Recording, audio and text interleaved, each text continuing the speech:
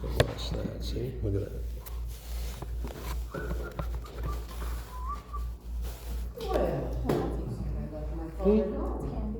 Yeah, let's see if it works. We didn't need a light. You should probably look at the car because if you find it, turn it. I'm not sure if it's in the car. Well. Robert, it's good to see you get out of the heat. Right here? I'm just. Good to see you get out of the heat. Yes, you're my little one. I watched you out there, I was about ready to run out there with some ice. Smartwatch. One of the really cool functions of the smartwatches is if your phone's within the distance that you can hear it, you can ping it off your watch. So how do I do that? Oh, you have. However, Hang on. but There should be a short. maybe it's an old one. Whatever you want. You want looking for Oh. that? What are you trying to do? Put it on I'm silent? just It's gonna been a walk, while I'm just since I've gonna used walk mine. out to my car and see if the phone is in there. Oh, We'll live without you, how about that? Oh, it's 6 o'clock. Yes, it is. Run. No. Go ahead. This is a meeting, wait, Yeah, sorry. I have to read. Everybody's trying to. Regular scheduled meeting, July 17th at 6 o'clock. And this is our call to order, so now turn is it to do the pledge. Okay, Pam? I pledge Allegiance to the flag of the United States of America and to the republic for which it stands, one nation, under God, indivisible, with liberty and justice for all. Okay, roll call. Bobby Johnston, Beverly Fickens? Pam Beaver. Scott McVeigh. Terry Lincoln. Right, General Manager Paul Kelly, and I'm pleased to introduce to you Amity Valdez, who's our new administrative assistant, as well as assisting secretarial duties to the board. So, welcome. Thank you, thank you. Okay, open time. You wanna talk now, Dennis, or? Sure.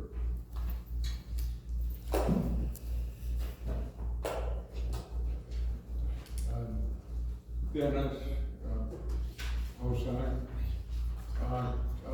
report on fire-wise. I've got good news and then kind of some bad news. Bad news is that we wrote the grant for a real small little project and about to submit, but the Happy Valley Community Foundation couldn't find their letter from the Internal Revenue that showed that they were a nonprofit that could submit the grant. They couldn't find it, it's gone. And so we couldn't submit the grant. But look better prepared for the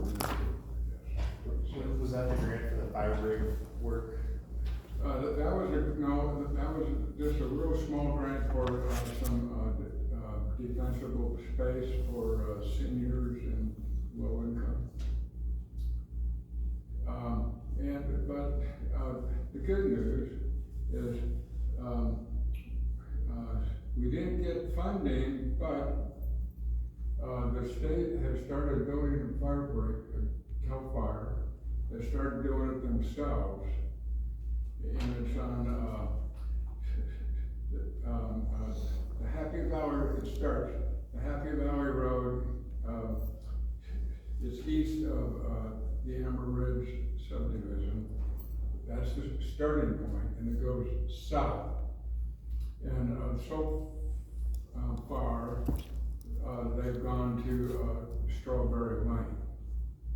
That strip, and that's the east boundary of Happy Valley.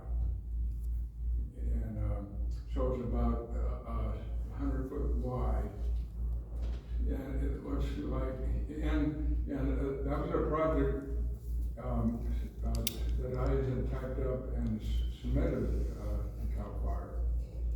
And they liked it, but they didn't, there wasn't any funding. I think the governor pulled the funding. So they liked it, so we didn't get funding, but they've started on it themselves. Because I think that they've got their own certain amount of funding for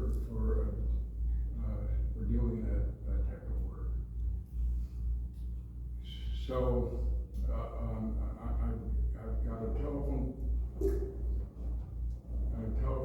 call into the battalion chief to see just what your plans are, if they're gonna stop or keep going. I think they keep going, but we'll see. But they've got a pretty good strip around it this time. And they took dozers and just like dozed all the brush out. And, they got huge, great big brush piles out there. Are they planning on burning them this winter then? Or? Yeah, and I mean, currently it's all just shoved up, but I'm sure, before they burn, they'll put a line around the whole thing and then use, the camp to burn it. Yeah, further east on that Happy Valley portion past Amber Ridge, there's off to the right, there's a whole big, long piece of property that's just in rough shape. Yeah, see, that was all part of my project, that's the Seven Hills Ranch. And they've started on it, but,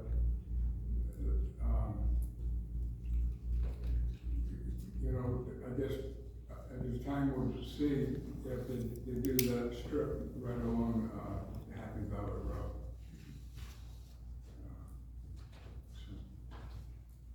Thank you. Any help, anybody else? No, I'm sure working, listen, thank you. You're welcome. Okay, our consent agenda. I just quickly comment through the chair. You have on there the minutes from the special meeting from April 3rd, 2024. This may look familiar because it was on your agenda at your May 15th meeting, but it was not included in your packet. So when I was going back and finally catching up to post minutes onto our website, I noticed that this one still needed to be approved before I could post it on the website. So now it's on your agenda and in your packet. Oh, so is that why at the very end of that set of minutes, it says approved April 17th? So we shouldn't have it say approved April 17th? Yeah, I just used that copy of it. So what I did is I put this approved thing on there, and then I went back and found out, oh, it wasn't actually on that agenda. Okay. So we'll fix that obviously Okay. and change it to July 17th.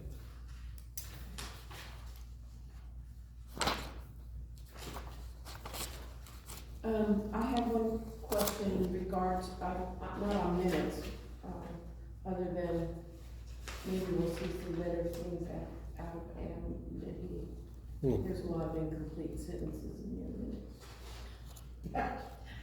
Yeah, well, we'll find. That's neither here nor there, I guess.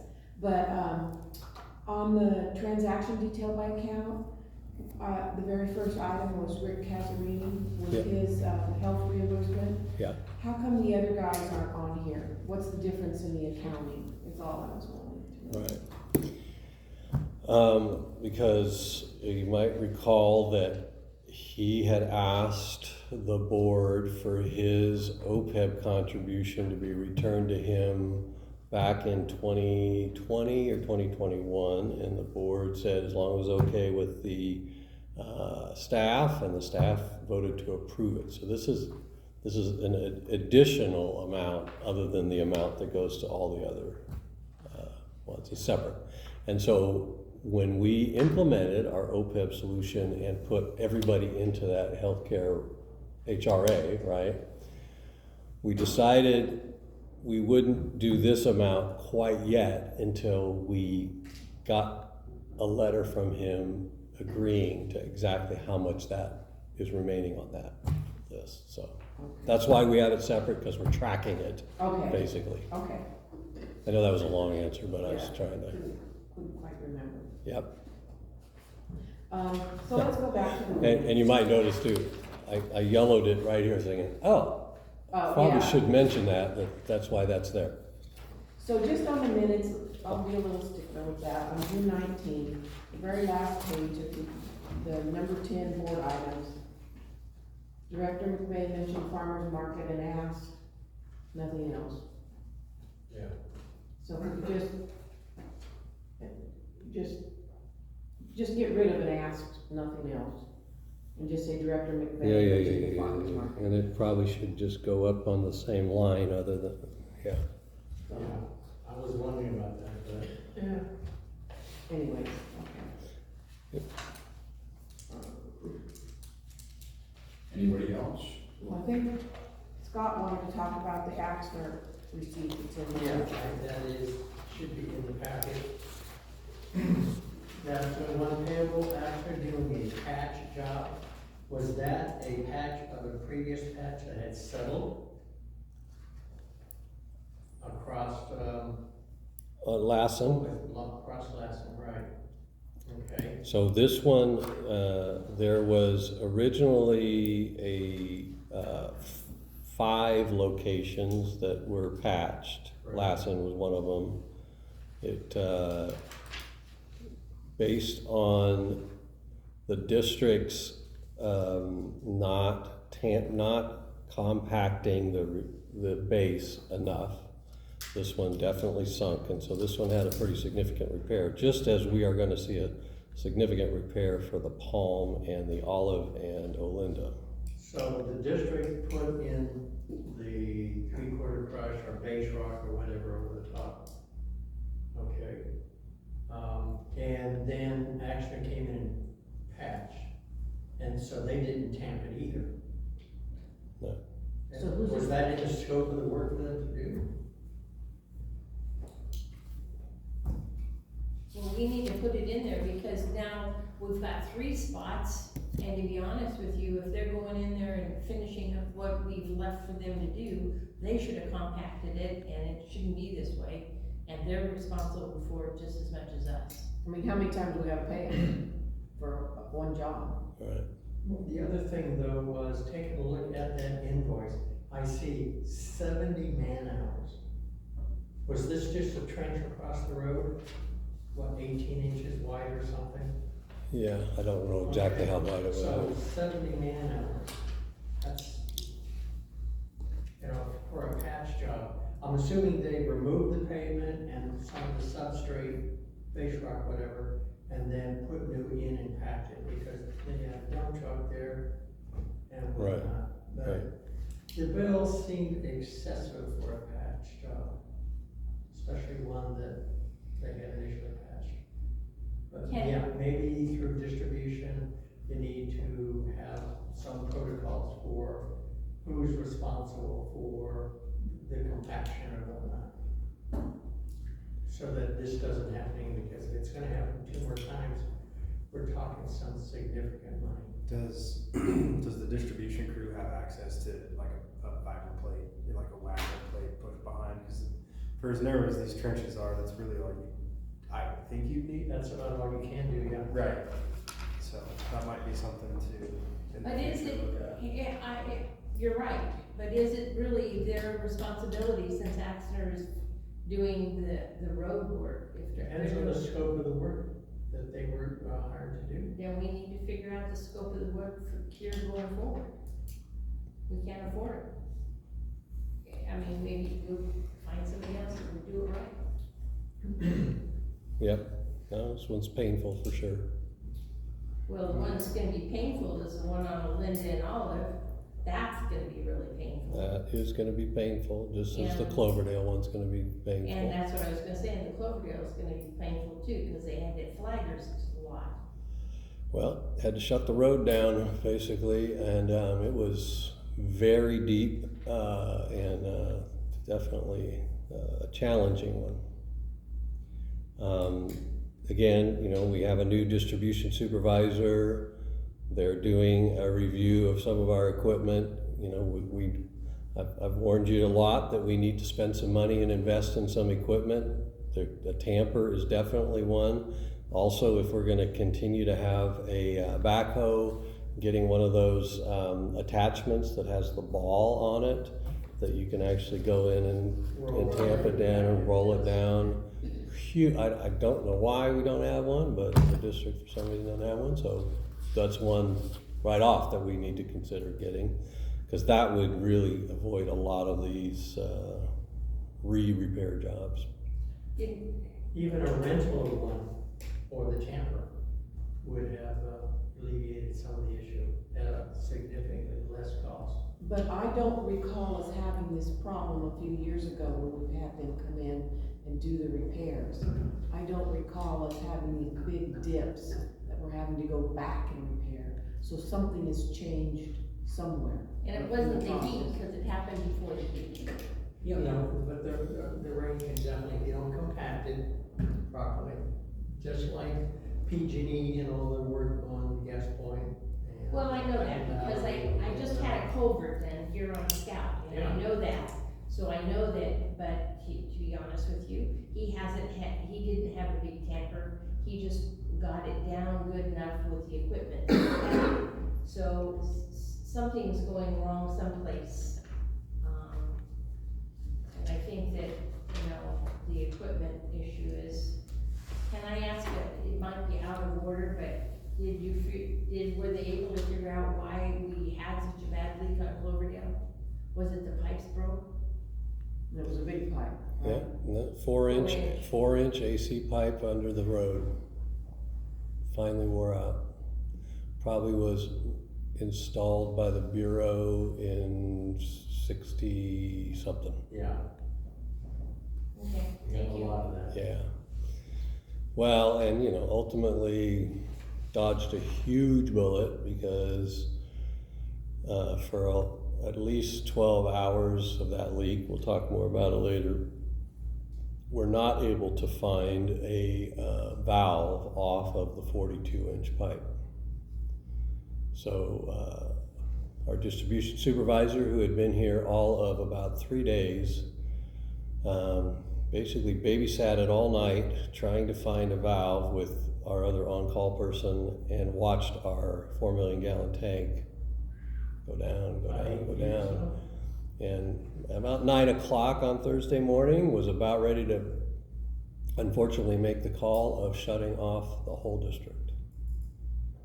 But fortunately, we all of a sudden found a little round metal plate, pulled it out, and way down, 8 feet down, was a butterfly valve for this 4-inch line.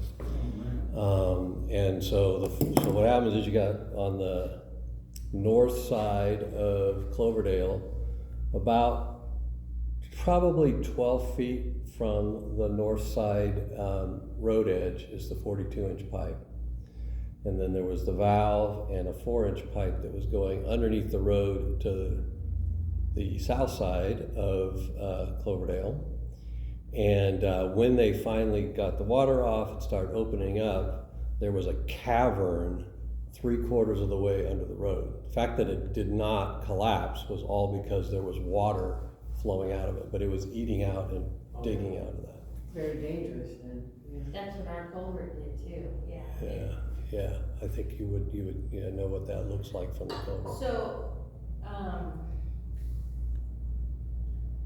So in our process of when you're able to get back to our leakage, which you started on, and I know that, what I'm saying is I'm not pressuring you by any stretch, but are we drawing maps where all these things are, so that somebody doesn't have to Know where to find the valve? Yeah,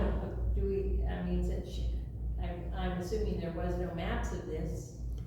Yeah, what we call as-bills. Yeah, we have some really good maps, but they're pretty much from probably the mid-80s and up. So ones like this one that we are pretty sure was installed in the 60s was not there. So again, part of the protocols. So meeting with Morgan Rao, our new distribution supervisor today, and she was just getting around to writing up that leak report. And I just said, part of the protocol on your leak report is identifying how much water you calculate that you lost, and making sure that the location of your, whatever you did, the repair, the valve, the repair, the new box for the meter and all the rest is put on our map. So it is a good one. So that's part that it wasn't before, to be perfectly honest with you. And she didn't know whether or not she was supposed to put the amount of water loss. I said, oh yeah, I want to see it. She goes, you want to see 1.3 million gallons? I says, I want to see what it is. So in that situation, Paul, where it's a section of pipe that's 50 years old, 60 years old, sorry, bad math, but It's okay. that's coming off that 42-inch line. What does the repair entail? Do they dig that all the way out, down to when it's caverned out, and take it back to the 42-inch and then swap those sections? Yeah, so the way it's supposed to work, and we're updating our construction standards too, but you put a brand new 4-inch stick from the valve across the road to whatever turnouts are there. I think it kind of splits and goes to a couple different meters. In this case, it only went to one. We only had one customer that was actually out after all this disaster that we had. And they were, very appreciative that we were fixing it and understanding. You also have to put locator tape line on it, right? A wire and all this other kind of, and then a foot above, you're supposed to put a locator tape on it.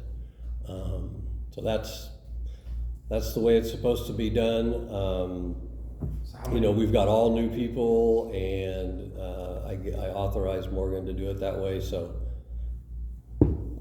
that's the way it was done. That's the way it got done, Yeah. Right. So how many feet did we end up having to trench to access? Probably 20, maybe 22 feet. 20 of the 22 were asphalt and road base. No, 18, I think. No, yeah, it's 10. I think there we have 8-foot road lanes, and about 20 of it was road base. So with that repair, did our crew do the backfill, or was that all at Axner? They did it all. The road repair. They did it all. So presumably that's compacted, and good to go. One would hope. Yeah, one would hope. Yeah, but according to what we're learning, it's depending on what they're being held accountable for. If they're not being held accountable for it, they're gonna blame us for it. Well, it depends on if we're doing the work or not. Is it being documented that we didn't do the work? Right. It's what is odd to me is that the district can do a portion of the work, and then Axer does a portion of the work. And I don't know if that's in our agreement that we have with them for the retainer, that it's kind of a 50-50 split here, but I don't know if you document it per job, who is doing what portion of the backfill on that. Now, the district practice for a number of years has been they do not do paving. So everything up to paving? Everything up to paving, except for when there's an emergency repair like this one and like we had at Coyote. Now, we had a big one at Coyote last fall, you might recall, and that one happened to be where the road bed stayed here, and the road used to go like this. It's now the pipe went down 20 feet. We did not have enough shoring and anything else to make that repair, so Axner was brought in to do all of that repair. There was a valve replacement at Olinda and Happy Valley. They were contracted to do all of that. So when they go like this emergency repair, they dig it all out, they put back in the pipe, they clean out the culvert, they do all those stuff. You gotta realize too, I've got 3 distribution operators, 2 of which are not yet certified, 1 that is, and then a brand new distribution supervisor. And I brought in Brandon, our D3, but he's also our T3 up at the treatment plant to oversee it. But they did all of the excavation, they did all of the refill, you know. Cloverdale's a county road though, correct? It is a county road. Does the county come out and inspect that work at all? No. So I'd like to put something to all of you based on what Paul has just told us, but if the district does not do paving, so on non-emergencies, if we're responsible for backfilling and compacting and making sure that the road base is prepared properly, I'd like to ask Paul to start taking a look at getting some quotes for a fiber plate or a roller attachment for the backhoe if we're going to continue doing that. I think that that's something that we need to consider as kind of our responsibility to make sure they have the tools needed to do the job correctly. I don't disagree that we need to make sure that Axner is doing their level best, but if we're splitting responsibility on this, we need to make sure that these guys potentially have the tools they need to do the job. Those fiber plates aren't that expensive, Right. the plates themselves. I agree. Okay. All right, it's, I'll take that under advisement as part of the consent calendar. And we'll look, again, it'll be part of our overall equipment review now that we have our distribution supervisor here full-time.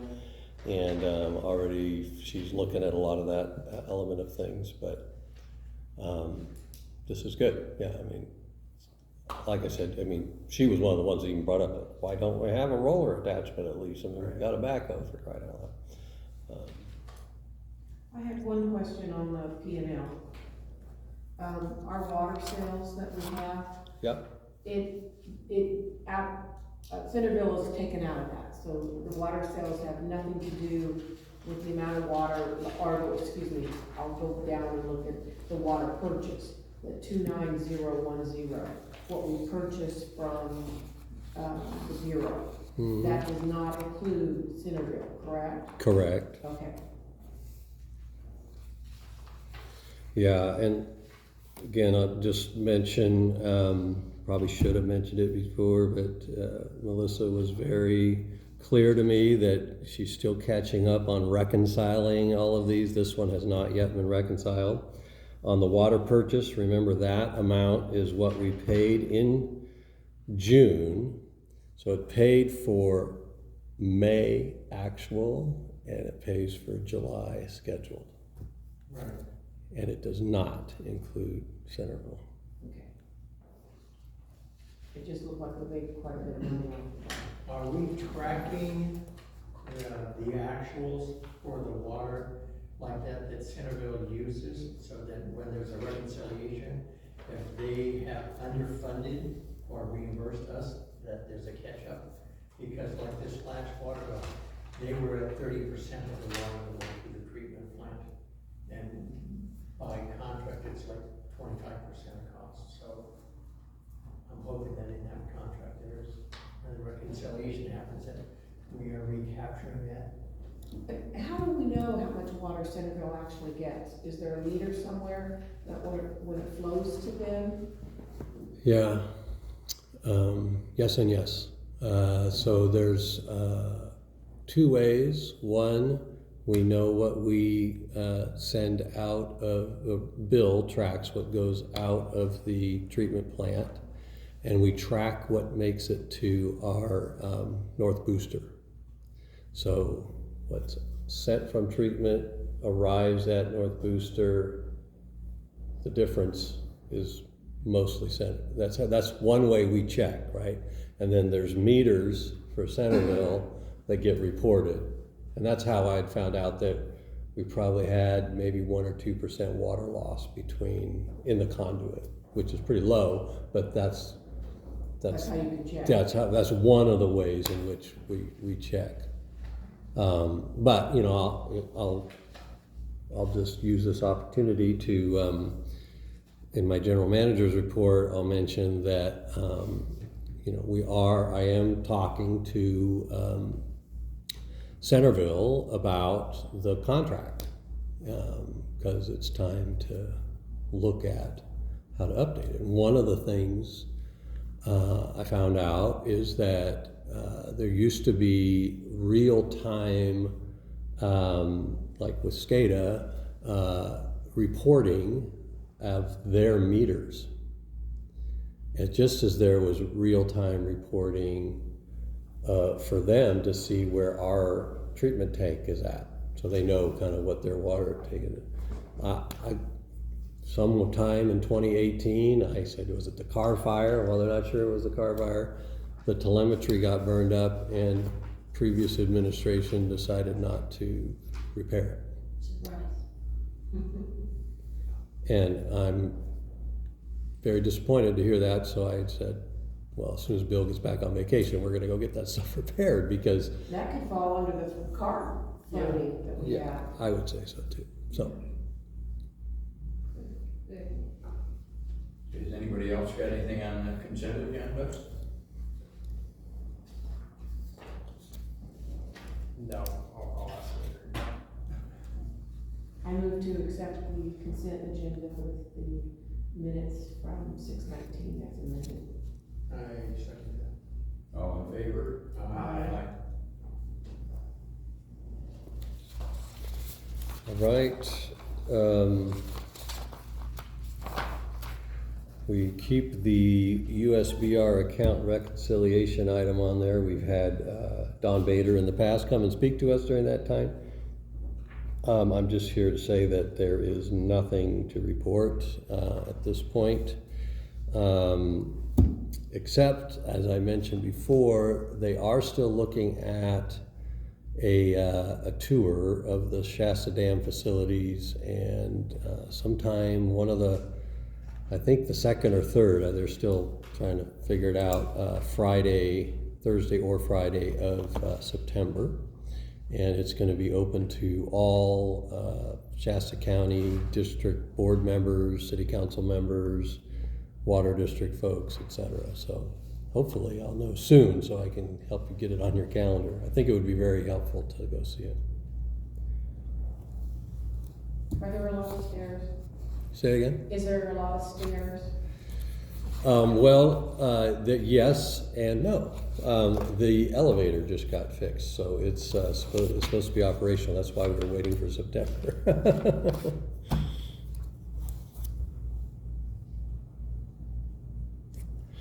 All right, we'll move on to item B. As mentioned in my memo, the Workplace Violence Prevention Program was last updated in 2018, and it also included the district ethics policy. In March of 2024, so we did, with our fabulous volunteer, Emily Rankin, who's been going through a bunch of our policies, we updated our ethics policy, and the board approved that in, I think in January or February, I can't quite remember now off the top of my head. But in March of this year, we were notified by our insurance carrier, Aqua JPIA, that OSHA has updating their workplace violence prevention plan elements, and they would be providing a template. So they gave us a template in May and June. These are supposed to be implemented in your district or in your workplace by July, so it was a pretty quick turnaround. The previous workplace violence prevention plan was adopted by ordinance, so that's why we have this ordinance. Just full disclosure, I am having in the ordinance that I will be authorized to make updates to the policy to comply with updates from JPIA or OSHA, just because there's sometimes, most of them are pretty small, even these are not that. One of the requirements is that and it's under employee participation, that to identify different things, but also to provide them with this document. So we had one of our staff members give us some edits. We then sent this to the union as the representative of our employees, and it turns out the union president was out of town, and so on Monday, he said, geez, I know you needed this earlier, but sent me some updates, and so that's where this updated item is. So I'm gonna ask you, if you could pass the current one, I was gonna make these changes, but a couple things they pointed out was that, you know, there needed to be, employees should be able to request a copy of the plan or a digital location of the plan. If they have concerns that are being investigated, that they should have their representatives, which is already covered in the MOU, but this should probably have it in there. There's a couple of other items as it relates to that. The other thing is that we're supposed to have a log of any of the potential claims, and there should be a form. So as you can see in this, there's a updated form that would be on the back, as well as at the end a log. So we just thought we would put that in there and be compliant with. Do we have a trainer? What's that? One of the things a trainer is an administrator who has knowledge about the workplace violence. Do we have a trainer? We do not currently.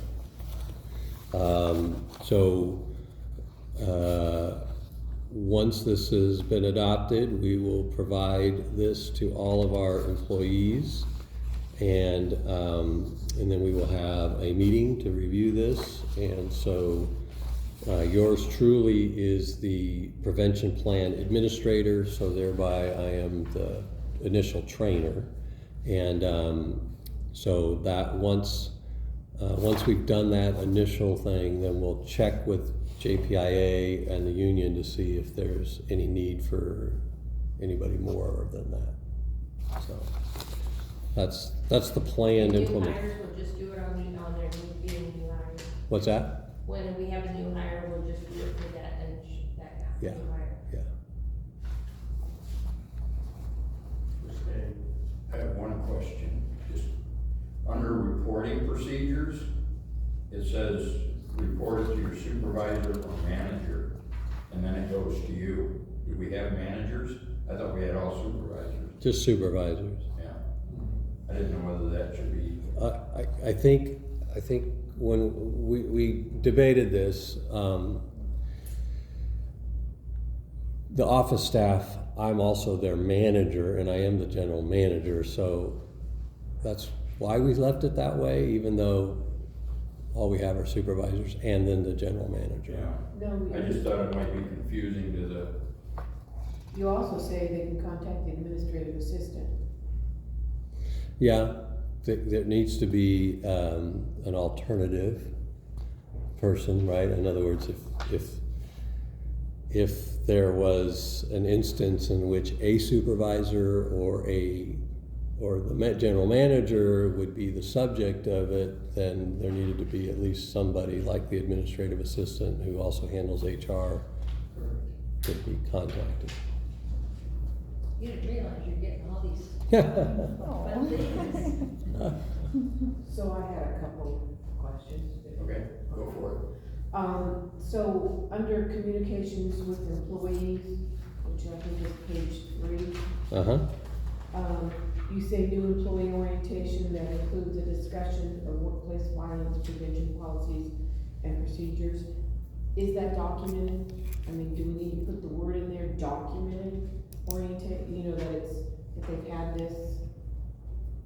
So, something that could be put in their personnel file. I just thought it needed to be documented. That's just. Should we do a orientation checklist where they initial each of the items? This is a great opportunity to have our new administrative assistant relate to you the work that she's doing on updating all of our onboarding documents. So there's a bunch of things that we checklist, like they're supposed to sign off on our cell phone policy.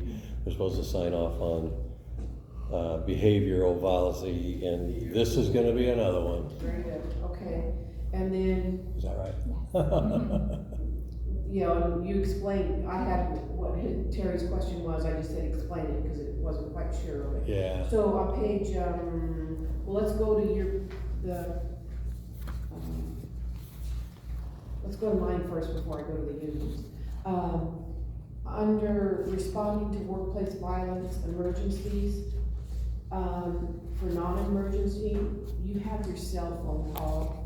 That's fine to put that on a bulletin board for the employees, but I don't know that that should be out for public consumption. So, because you say non-emergency to call you here at work, so I just thought that your cell phone number is appropriate for employees, but not general public. Right, you don't want to post it on the website. Yeah, because you're gonna post that policy and it's. Yeah, no, it's a really good catch. Okay. It's supposed to be, that's on like this little emergency card over here and all that Yeah. other stuff, Yeah. but you're right. Yeah, and then under record keeping, we talk about it, being kept for 5 years. So that'll be in our general rules, our general administration policy, under the retentions, that it's, I think it says all policies are 5 years currently. So I just wanted to have that double check to make sure that. Yeah, we do need to check that. I think this complies with, in other words, I'm trying to remember our admin policies. I remember Emily and I having this discussion, and that is, the default is 5 years. If there's something different, it's identified in some of our things are 7 years, and some of our things are forever, and some of the things don't need to be 5 years. So we'll check to make sure, but. Yeah. The other thing is I could tell this was a template just because it just didn't always seem to fit. Yeah. Some of our things, and I just got a little bit lost. Is this a violence? Because it's workplace violence and hazards. And then it says when an imminent workplace violent hazard exists. Well, what's a workplace violent hazard? What is? Someone shows up with a gun. You know, what is it? But then it also talks about safety. Which safety? Is it only in violence? Or is it when we have because earlier it says something about if you have an employee not following safety protocols. So if we've got our distribution people out there cutting corners when they're working, does that apply to this? So it kind of confused me. So, and I realized that this was a template, so I was just kind of hard pressed as to, I don't know, I got a little bit confused. Don't underestimate the ability to OSHA to confuse everybody. Legally. And I think when I probed a couple of questions related to that, not exactly the same, their response was more along the lines of, yes, they're walking a fine line between keeping this generic and being overly explicit. And so that's a reason. So in other words, it's kind of in the eye of the beholder, unfortunately, but that's part of the reason why it walks this. Well, see, it talks about the hazard assessment, and then you're supposed to do periodic inspections to identify unsafe conditions. Well, we're talking, so. That's where, and again, that's where the OSHA thing kind of collides and winds. In other words, they're not always super clear or vague, but we have an IIPP, Illness and Injury Prevention Program, and that is where most of the safety stuff's at. So, but this does give you a little bit of a concentric circle in there, and I would say that is why Aqua JPIA was so quick to get something out, because their concern is, as our insurer, that if we don't have this updated, acknowledging those vagaries, that somehow that, You're liable. yeah. Okay. All right, so then on the new version that you have, under so this is what the union added, under prohibited behavior. Oh, yeah. So it's point number 4, it's talking about possession of weapons. So let me see, 1, 2, 3, 4, 5, 6, 7, 8, page 9. Which is, prohibited behavior. And then point 4. So it says, it talks about possession of weapons, and they wanted to put in there unless related to or necessary for the completion of an employee's duties. Yeah. Owning a weapon is part of an employee's duties? No, that'll be removed. We printed this, and then Tony, our consultant helping us with putting this together while he was the distribution supervisor, says, I don't think that one makes sense. So I said, no, it Okay. doesn't.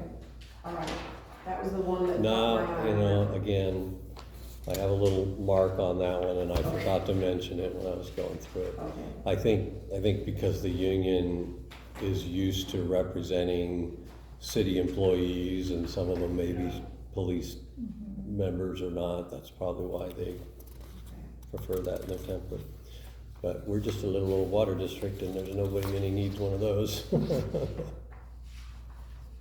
So what are you asking us to do? I need the ordinance 2024-10 to be passed. I will move that we approve ordinance 2024-10, workplace violence prevention program. I guess it's called. With needed corrections. Yes. Yes. I'll second that motion. All in favor?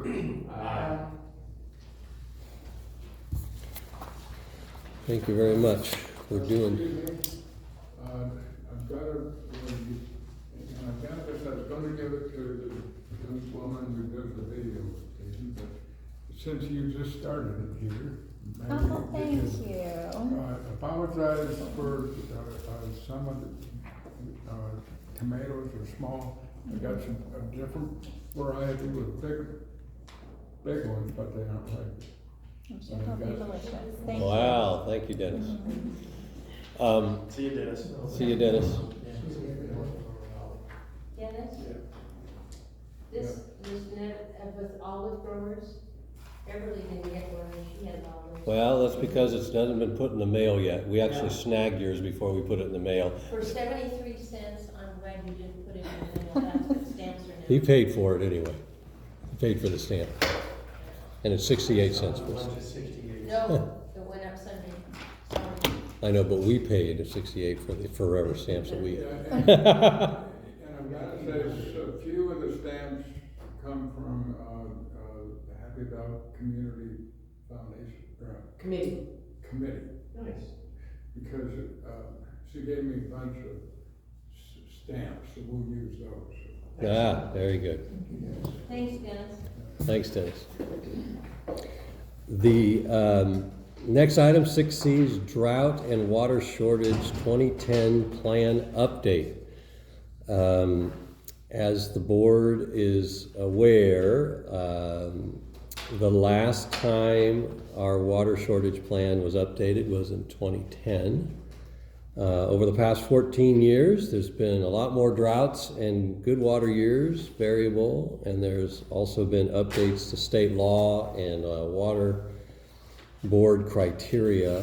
And I know I had reported to the board that, you know, this was one of the newest policies that we could find, right? You know, we've been updating policies from 07, 08, 09, and all the rest. We've got a few that are newer, but this was one of the newer ones.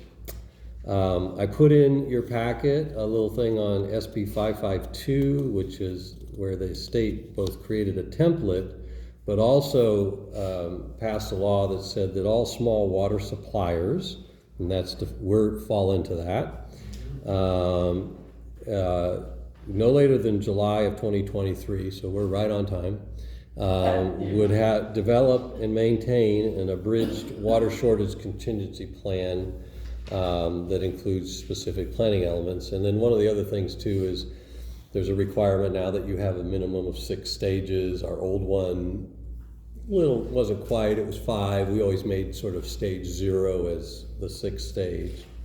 The other thing is, if you read through our current plan, which is attached, by the way, it has a lot of kind of cool information about the past water usage for the district, and everything else.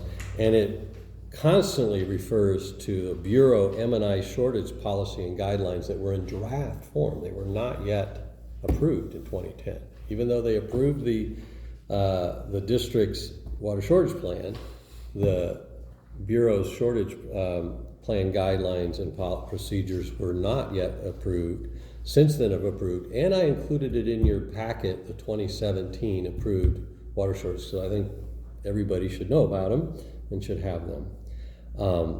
This is the kickoff of the update. This is nothing more than my attempt to get the board with some information, request that the board ask the planning and steering committee to review and at least hold one community meeting. So this is my suggested process. We take input, we do edits, we take edits from everybody. I'm gonna take this to the Happy Valley community meeting. They're not meeting tomorrow night, but next month. I talked to Sarah Lincoln about that. So just see if we can get solicit input from the community. And then after maybe planning and steering has a meeting, we even have another little workshop with the board, hoping to maybe get something approved by the end of the year. I'm thinking November-ish. Couple of things I would just mention.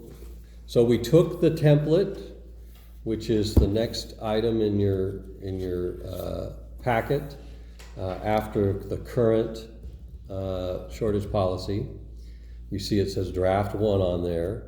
So we took this template, and our fabulous volunteer, Emily Rankin, edited it to be a little bit more focused on us. There's quite a bit more that we need to put in there. There's some historical information and other things that related to the district. But again, one of the purposes of having a clearly defined shortage policy is you don't need all of the stuff that the district put in the past, including some of their documented disagreements with the way the Bureau was dealing with things. So there's stages. You have stage 1, 2, 3, 4, 5, and 6. You have just trigger points, and then response actions, and then you have a termination action, or when it ends. Again, there's one of the benefits of some of these is that, in the past, the board had to, by ordinance, adopt, both the stage and when it was, and then they had to adopt an ordinance rescinding it and all the rest. So in this case, if we move forward, we may be able to do that. My suggestion is going to be that we have some of these stages in which the board needs to adopt an ordinance that identifies penalties and other things based on whatever that particular condition is. There's a next section on the triggers. There's public safety contacts section, and then there's drought response actions that has a longer list of items that obviously need to be edited and reviewed. I'll just point out, like on page 15 of 27, there's up at the top, there's a penalties little section, and at the end it says, and highlighted right now, because our volunteer and I said, well, we don't have an answer to this one yet. The drought ordinance adopted at a public meeting or Appendix A of the district's policy manual. There are some districts that have penalties within some sort of policy manual, and that was in their template, but we've done it by ordinance in the past. I think it's better to do it by ordinance at the time that it occurs. I would also just mention, Director Fickus has sent me some typos, so I fixed those. So if you find any typos, please send them. Director McVeigh already mentioned one tonight that I think was, Page 16. yeah, 16, the meters, timers. Timers, Yeah. It says, smart times. which is Smart just an time. R. Yeah, you know, smart times, smart man. This is the one that caught my attention. You know, one Yeah, there were. yeah. The middle of page 16. I won't mention what it was, but we did fix it. There's also, you know, we'll need to review on page 22. There's some talk about multifamily residential customers, which in our case is going to be our mobile home parks. We have single family, and then they have commercial and industrial. Not all districts have a template for ag, so is there something in there that we need to put for ag? I think we do, so there's that. The other thing too, I just would point out is if you go through that, just in your packet you have that Bill 552. You have, and then you have the Reclamation Central Valley Project Municipal Industrial Water Shortage Policy Guidelines and Procedures, effective date February 1, 2017. So the first 8 pages are probably the most germane, in which they give you sort of how they calculate different things. If you look at the bottom of page 7 of 8, you may recall that when I had shared with you what our total water allocation was last year when they sent their first letter, and they said we got 75 M&I and we got 35% of irrigation water, that was how we calculated it, and that was right out of their policy. Just at the time, I wasn't able to give you the citing the policy. In the packet, you have on page 22 of 27, under catastrophic water allocations, the one thing that caught my eye right away was under multi-family residences with 2 dwellings, they get the same thing as a single family household. That doesn't seem right. No, because you're paying 2 base rates.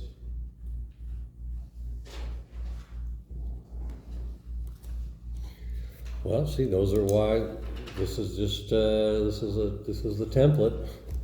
I mean, we have to make it. I wasn't criticizing, I'm just it seems like that needs to be looked at. Yeah. So- No, I think that's good input for the. And by the way, you're on the planning and steering committee, so Oh, yippee. so good. So I had a lot of questions and concerns. That's great. So, Put them on the record.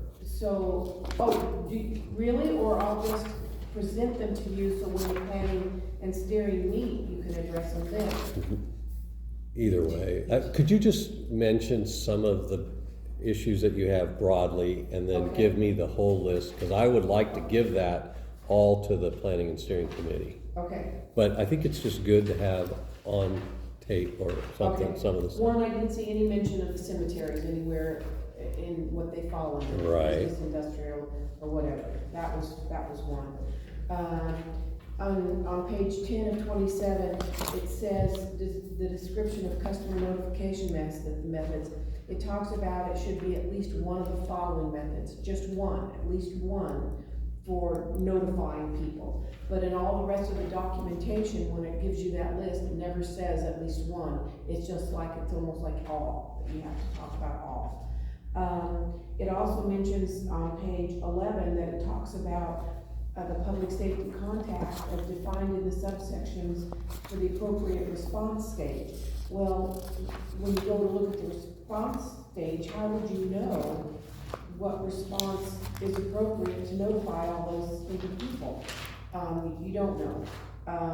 The other is on page 12, you've got phone numbers. Again, I wanted to know, are those personal phone numbers for those 2 employees? Mm-hmm. What was the typo? Let's see. So like if you took a look at page 14 up at the top, it says notification methods and frequency with a question mark. And again, it doesn't say, one of these. In page 15, it talks about, when you guys were talking about the manuals, it's saying in a timely manner. I don't like ambiguity. Timely means nothing to me. Is timely, you talk about it a little bit later, 24 hours, 48 hours. Timely, I think it needs to be defined. Then let's see,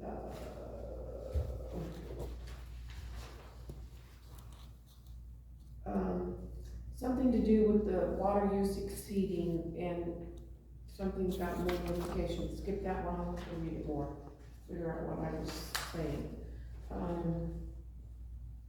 On page 21, it talks about an administrative fine of $500 at stage 6, but also it talks about it at other stages, something about an administrative fine, and nowhere does it say how much money elsewhere for the So like on page 18, it talks about an administrative fine under stage 4, and it says it again, I think under stage 5, but only stage 6 says the $500.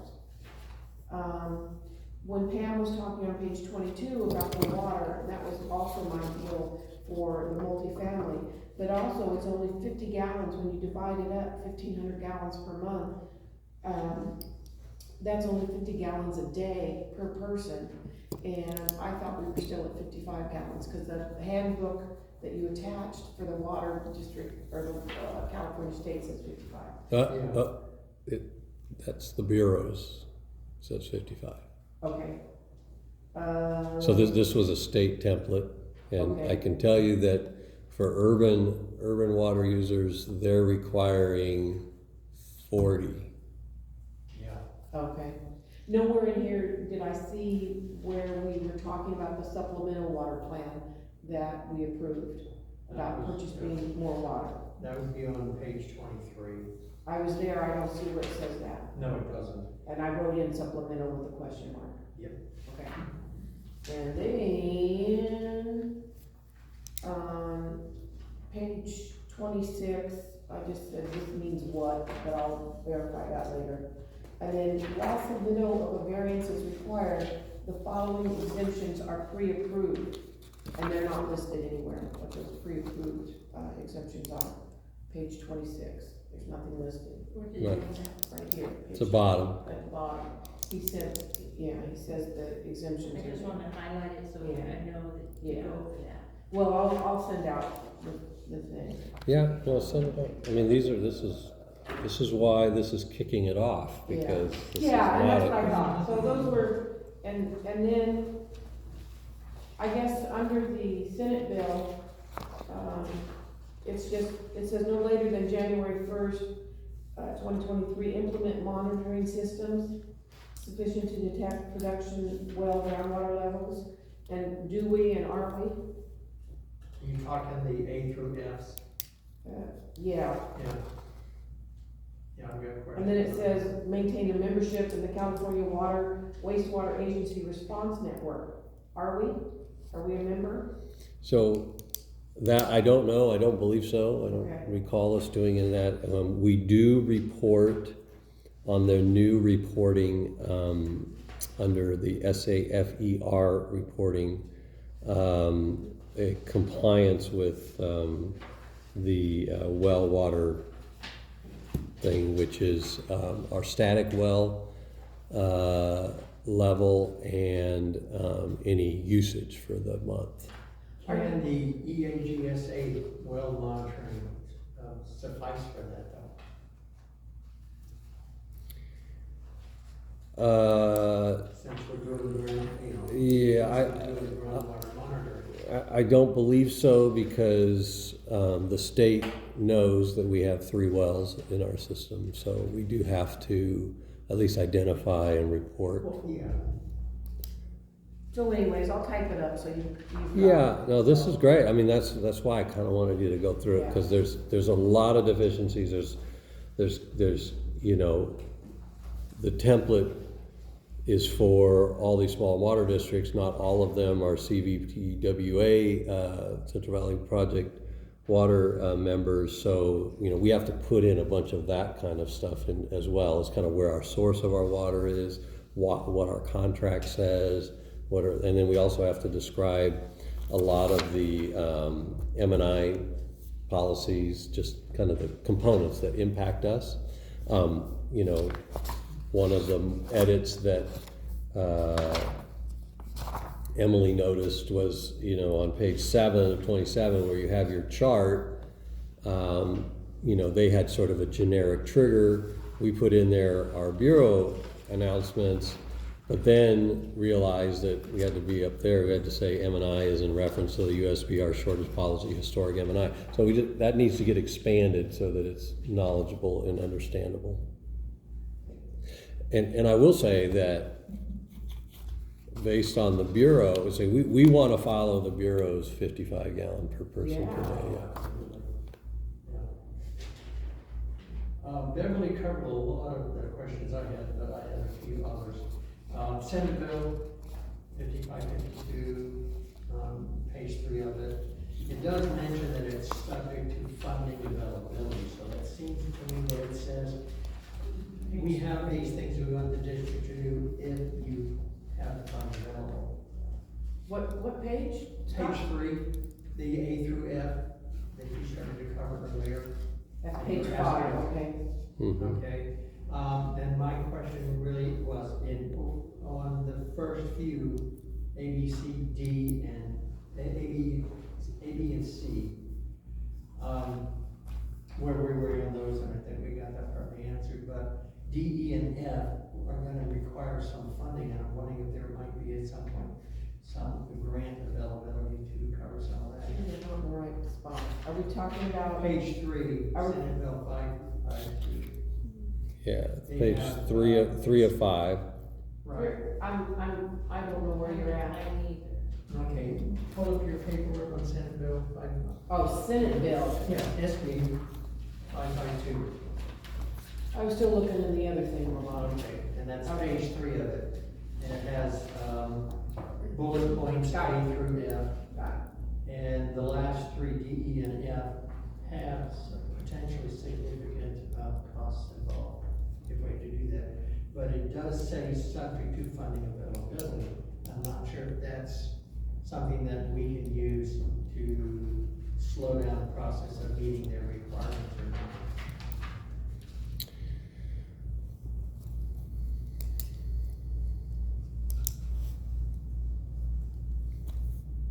They almost look like unfunded mandates. Well, this is published in 21. Yeah. Yeah, I think our first step is to update our water shortage plan as per the new requirements. That definitely, I think once you have that, if we want to implement items like this list, we can use the fact that we don't have the money to do it to go get some grant money to do it. The first question is going to be, have you adopted a new updated water shortage plan? Exactly. Right. Moving on to the USBR document.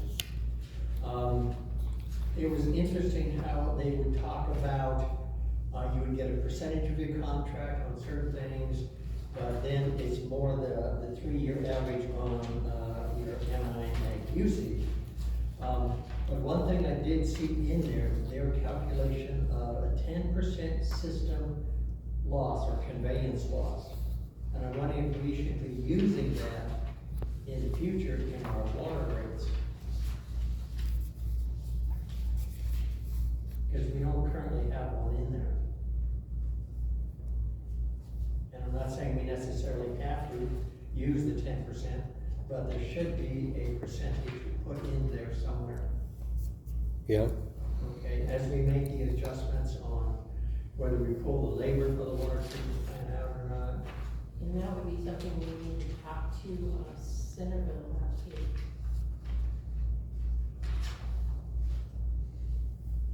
That could possibly be in the negotiations for the next contract or the extension.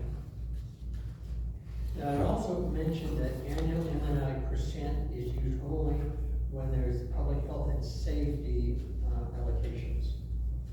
And, I got the impression that they're using it, more often than that. Meaning the average of the most recent 3-year, full Right. allocation from the borough. But then it specifically said, just annual M&I percent used only when a public health and safety allocation, which would be the most severe. Yeah, So I feel like I'm getting little mixed messages through them. Yeah, I think. I read this 3 or 4 times trying to understand it. What page was that on, Scott? Do you remember? I don't know that I put it in my notes. Okay, because I agree with you, because there was something very confusing in one part of it. It was like, what are they trying to tell us? So how do we plan if we don't get clarity?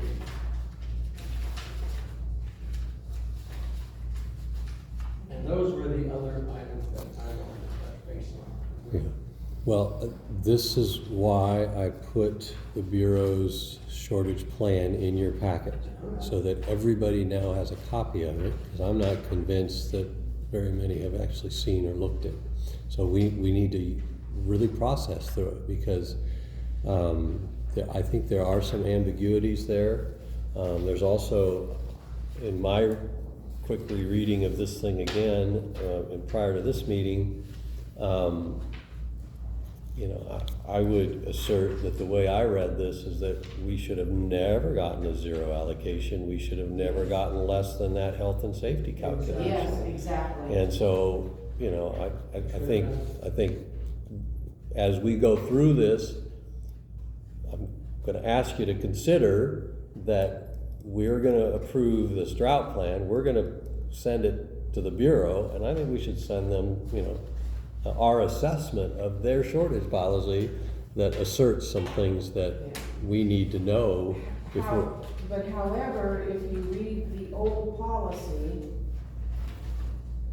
on section 1 introduction, on the old drought policy, so when the second 2 wells were constructed, the board of directors lifted the restrictions and changed the status from standby with the California Department of Public Health. The wells are primarily used for emergencies and to provide supplemental supply during drought years when the district surface water is reduced, not to zero, not that we're supposed to rely on it. Right. 100%, but they changed the status, and that may be why the Bureau. Well, Can we change the status back? okay. There's some risks to do that we would have to do some assessment of. Yeah. But that is the justification for the zero allocation. Yeah, Yeah. okay. They're gonna say, well, You you've have got bills. so wells. So you're not wanting any, No, just, again, I think it's time to get to work on this. It's past time. I really wanted to take the opportunity of having a meeting in which I could put all this information so the public can download it, look at it, and then we'll work with the 2 planning and steering members to set up a meeting in a month or so, and then we'll get feedback. We'll go to the community and see if we can get them to look at it and give us some more feedback, and we'll start getting some drafts. And again, it's going to take multiple meetings. This isn't the end all of it. All right. But it's good that all of us have a chance to have some input into it. Because Yep. when the planning and steering committee meet, the rest of us have no input. Yeah, I know, but I also think it's one of their duties is to do this, to look at it, I think. And also it's an opportunity to just have another public meeting. You know, we'll have an evening meeting here and see if we can invite the public and do that. And again, I think, I'm thinking, and unless I hear something different, this is the kickoff. Send me everything, please. Send me as much as you can. Send me your typos, send me your edits, your questions about things, because there's lots of holes in this template that are not applicable to us as a district, or that need to be expanded because we're unique. We need to clarify penalties, whether all that stuff, exactly. Oh, exactly, that's exactly it.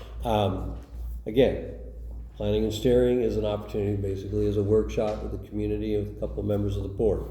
I think we should probably bring it back here for not, it's like, here's draft number 3 or 4, how's it looking? Well, give us some feedback, and then before we even get to.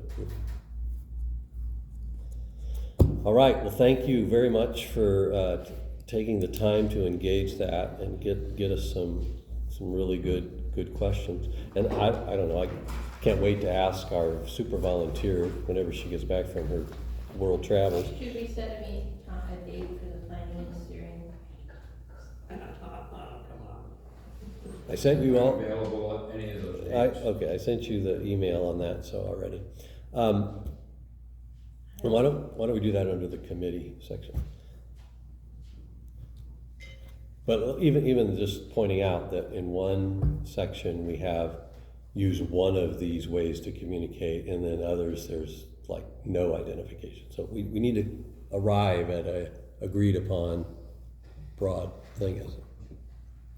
Okay, item 6D.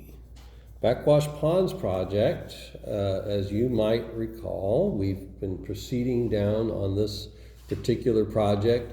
When I got here at the end of 2022, this was sort of languishing with Cal OES FEMA, had allocated some money back after the Carr fire. The state had said they were going to allocate some money, so finally we got the state to sign their funding agreement. When they signed it in March of 2023, they knew that the amount in the agreement was the construction estimate from 2021, but they needed to sign that so that Pace could engineer it, put it out to bid, and all the rest of that stuff. We did that, and of course the bid came in higher than was in there. So we awarded the bid to Allen Gill Construction for just a little less than $5 million. So we're pursuing the loan on the cash flow. We're pretty much approved for that loan, but we're sort of waiting for some final paperwork. Most critically, they were waiting for, on July 2nd, I received from the state this document that's attached, which is the budget adjustment, and you can see the lines through it, the project funding amount, all the rest of that stuff, and they also updated the dates, and so that was significant, obviously, that we got the increased construction amount funded. But it also meant that we needed to update the PACE agreement, because they had a couple of items. One, increasing the task 5, which was services during construction. Obviously, their estimate of $381,856 was back in 2021, and it's cost more now, and this increased cost is part of that funding agreement. So in other words, it's reimbursed. And also adding task 8, which is the permit compliance, about $25,000. So we had gotten, we've got a stormwater permit, we've gotten a bird survey permit. There's, in other words, we actually had to have somebody go out and 24 hours see what all the birds are doing in and near the site. By the way, for construction purposes, if there is no construction activity for 8 days, you have to redo the survey before you can start. So literally our contractor, as soon as that survey was done, on the 6th day, moved a bunch of equipment out there, and then on the 12th day, they did a bunch.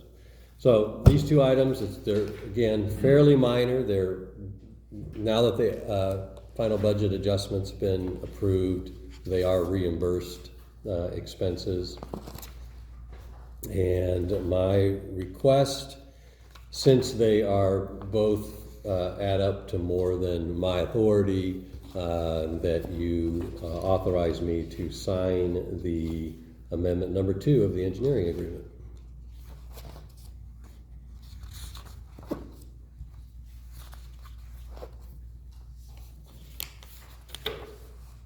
I move that we sign the amendment number 2 of the engineering agreement from Pace Engineering.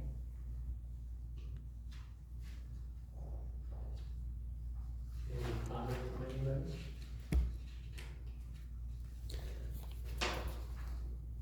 It is amendment number 2 though? Yeah. Yeah.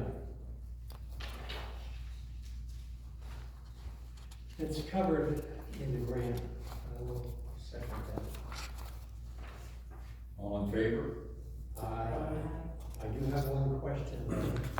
You approached Centerville with paying their share of the interest that we approved for the loan. Yep. Okay, good.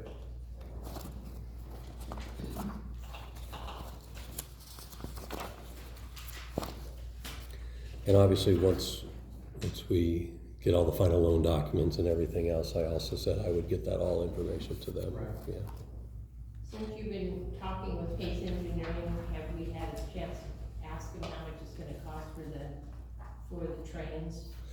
Yeah. Excellent. Almost like I asked you to be my lead-in to the general manager's report. Boy, I knew it. She's right on the wavelength. As the board will recall, we allocated some money in our budget to get an engineering estimate for the Train 6 and obviously Train 4 and opportunities hopefully to put those together. So I just signed the PACE agreement for the $20,000 to actually do that engineering estimate, because I told them I want it by the end of August so that we can know what we need and how much to fund it, including, in addition, another smaller little agreement to do the assessment on the 1 million gallon tank study that called out for some improvements and repairs.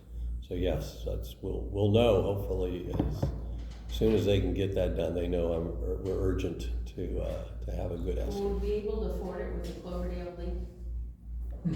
Yeah. That's my word. That was disappointing. Well, I think a bigger budget buster is a couple other items that I'm going to mention to you that we found. I don't wanna hear it. So just a couple other items other than what's in my written report. Obviously, we're very excited on the staffing side of things that our new distribution supervisor, Morgan Rao, started on July 8th. 3 days in, she had a major leak on Cloverdale and acquitted her very well. And this week they've been doing meter reading. Was it fair to Morgan for us to leave her 3 days into it without Tony or you here? When I heard that she was left, that I just felt terrible that I talked to her all night and the next morning. So I don't think it was any different than normal. I know it was challenging being her first big leak on the 3rd day she was here, but she handled it well. okay. Obviously, our new administrative assistant is getting up to speed, doing very well. I did. So on last Wednesday, I reported to our water resource managers of Shasta County that we were finally almost fully staffed and that we still needed an experienced distribution operator. And that afternoon, our account clerk gave notice. So we are now recruiting for a new account clerk. So you had to explain it to me last time because I didn't get it, and so I'm not getting it. So I thought Morgan is our distribution operator, correct? Supervisor. She's our distribution supervisor. And then we have 3 guys with her. That we have 3 in the distribution crew. And that was our 4 for them, and then the 3 for the treatment plant. Right. One of those is shared between the two though, correct? Well, not currently. So in the past, we always had a D3, T3. So we had a distribution supervisor, a D3, T3, and 3 operators. I get it, and that's why I put him in with the treatment plant when I asked. And then we had 2, well, when I first got here, we had 1 chief plant operator and that shared employee. So we've added a T3, and now we have 2 full-time treatment people plus now that operator in training. And I think what I'm saying is that prior to that individual leaving that D3, T3 position, they were supposed to spend half their time split. They probably spent 75% of their time in distribution. And that we currently only have the 3, we have a distribution supervisor who's a D3 qualified, and then we have 3 operators, 2 of which have yet to get their certifications, and if they don't within 90 days, they're not gonna be here anymore. And we have 1 that has gotten their certification, and based on that assessment, we're considering recruiting for a D2 or better in the distribution, somebody with But in our budget, we only had 3, a total of 7 field workers total. Now, all of a sudden, we're trying to put in an 8th one, we don't have that in the budget. Well, I'll get you that, all the budget and how it all fits in, but actually the budget is for, because of that half position, it's actually like 7.5 is in the budget right now, and there was some flex in there. But if we're gonna move forward, we gotta come and ask for an increase in the budget. But we're gonna have 4 in distribution, 3 at the plant, and 3 office staff, plus you, Correct. so 11 people. Yeah, That's what he's recommending. No, that's what we have, that's what we have. that's what we 4, have. 3, that's 11, okay, that's correct. That's what we have right now, and that's what we budgeted for. No, I don't think it is. You're not planning on going up from 11, are you? Are you suggest? I'm suggesting that we consider that Okay, In what area? distribution. Distribution. So putting a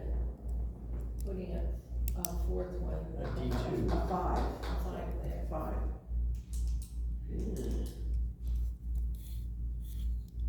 That's $100,000 I'm paying for the stinking training. Hopefully this is the item you're talking about. What? I don't think it is. I don't either. That's something the finance committee can take up. Yeah. Yeah, I mean, the finance committee's looked at it, so I don't think that's what we budgeted at all. I think we were at 11 employees, period. So let me throw a wrench in the whole thing. Because of the turnover in office staff recently, you have people who are trying to get up to speed on their jobs, even while there's 1 position in the office staff missing. So I can understand why it's taking, say, our bookkeeper so long to get some things done, because she's having to answer phones, help with customers who walk in and whatnot. Our new admin, probably the same position. And with our account clerk leaving, there could be an overlap, and then there's training time for that individual. Do we need a volunteer in the office to help with that? We've done it in the past. Or do we need a temp? What is it gonna be so that we don't overwork, stress, or whatever these new people until they're into their jobs? I'd hate to see a pattern of turnover start to develop because we were shorthanded at times and the new people were being asked to do more than necessarily their job description or workload. So and that's your job to balance that. I'm only asking, are there plans in place to help balance that so that we have a little better retention?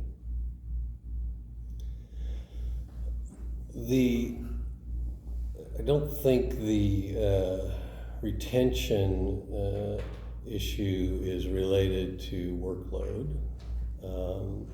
The transition is definitely going to be challenging. Amity and I were just talking about it Monday. Should we get a temp? Should we, how should we handle this transition? So we'll figure it out. Let us know, because there have been people who would, and Emily still does volunteer down here. And I can't, I'm on the board, but I did in the past. Right. And there are other people who might enable her to do her job, focus on the things she needs to do. If someone is there to answer the phones, help somebody walking in. And that's the whole scope. It's a suggestion. Yeah. Again, just balancing that with learning the new customer database system. I'm gonna have to go right into teaching somebody else that system. So why not teach the new account clerk and take the pain over the next 3 weeks in which we don't have anybody there. So we'll figure it out. I understand. Oh yeah. I was hoping, Paul, that when you interviewed for Emily's position, that like you did with the distribution side of it, you went back to those people you interviewed and said, hey, we have another opening. So That's one of the top candidates, maybe. Well, first of all, they're different job classifications, so correct, that's. I think you had people you said that went on Indeed or whatever, and anything they saw was an administrative job they went for, so. I would say probably some of our better qualified candidates since posting the account clerk are the ones that also applied for the previous job. We did recruit for the account clerk position in January, and that's what gave us our current account clerk. I did not feel it was appropriate to go back more than 6 months, so, so I don't know, we were kind of in the air, but. That's what I was hoping. I thought, maybe we can slide somebody right in. Yeah. So. Well, it may turn out that way, but I just think with the job classifications are different. All right, so we've covered prior to this meeting that potential in-person ethics meeting. Just a quick reminder, there are 3 seats on the board that are up for election in November. I sent you all the paperwork and packet, so please make sure you go to the director or the recorder's office, the elections office, and take care of all that. Have you guys all done that? I haven't received the packet of the paperwork. Me either. I was just gonna go down and fill out whatever they provided me. It was in your weekly email sent out by me 2 weeks ago. I tried to save them all. Okay. Fabulous work. I'll resend it. But you basically you have to go down there anyway. I mean, that's all it is. But Send it to me, because Mike, I can't print it. okay. Mine's pretty old. Okay. And it's the earliest we can do, I believe, is the 15th. Right, which is yesterday. I'll find it and we'll print it in your letter. We got family visiting someone. So before we go on a little bit, are we advertising for the district operator right now? No, just the admin assistant, the clerk, account clerk.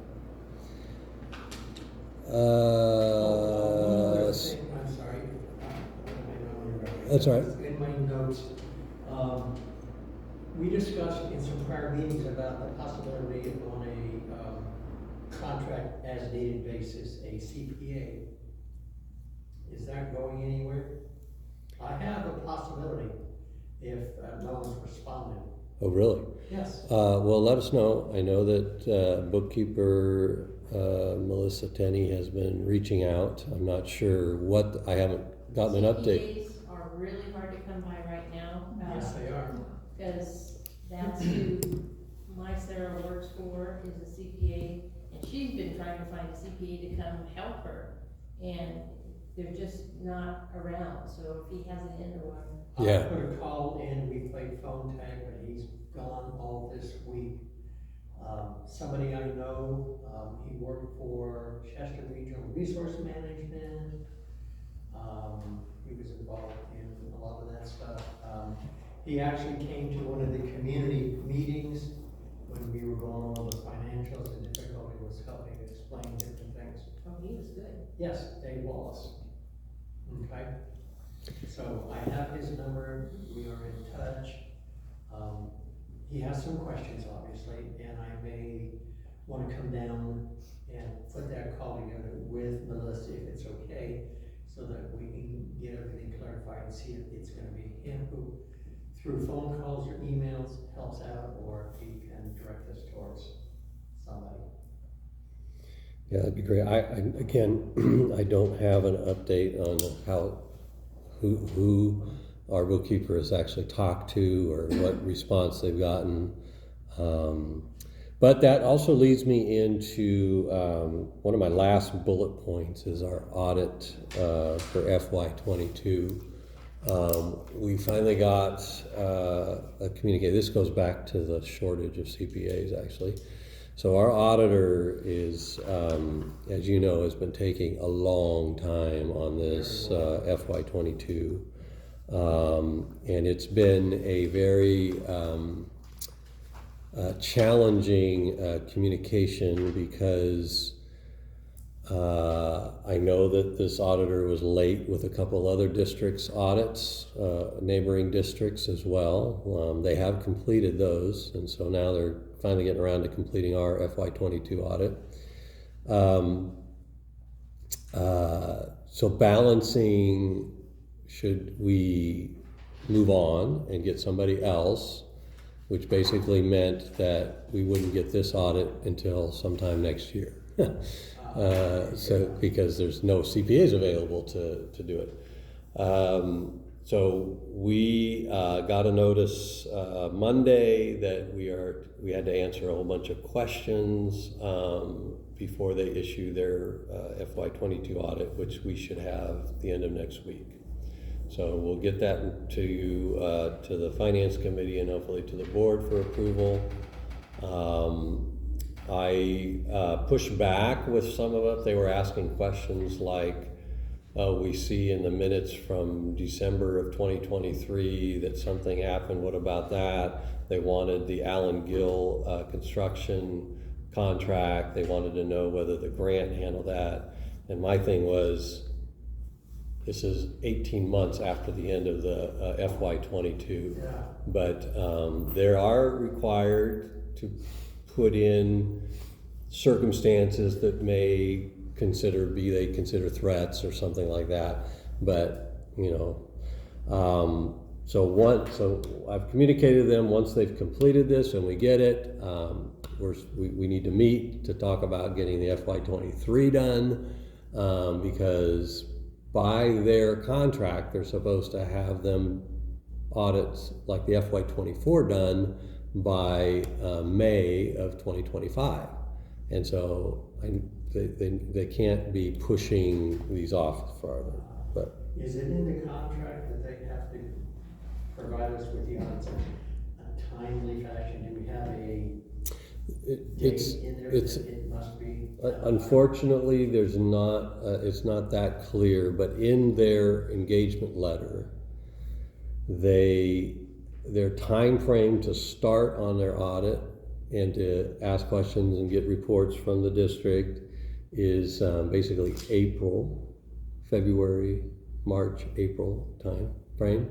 And the time in which they would have a draft is May, June. So I would say they're well over a year late on this one. And that's an issue. Yeah.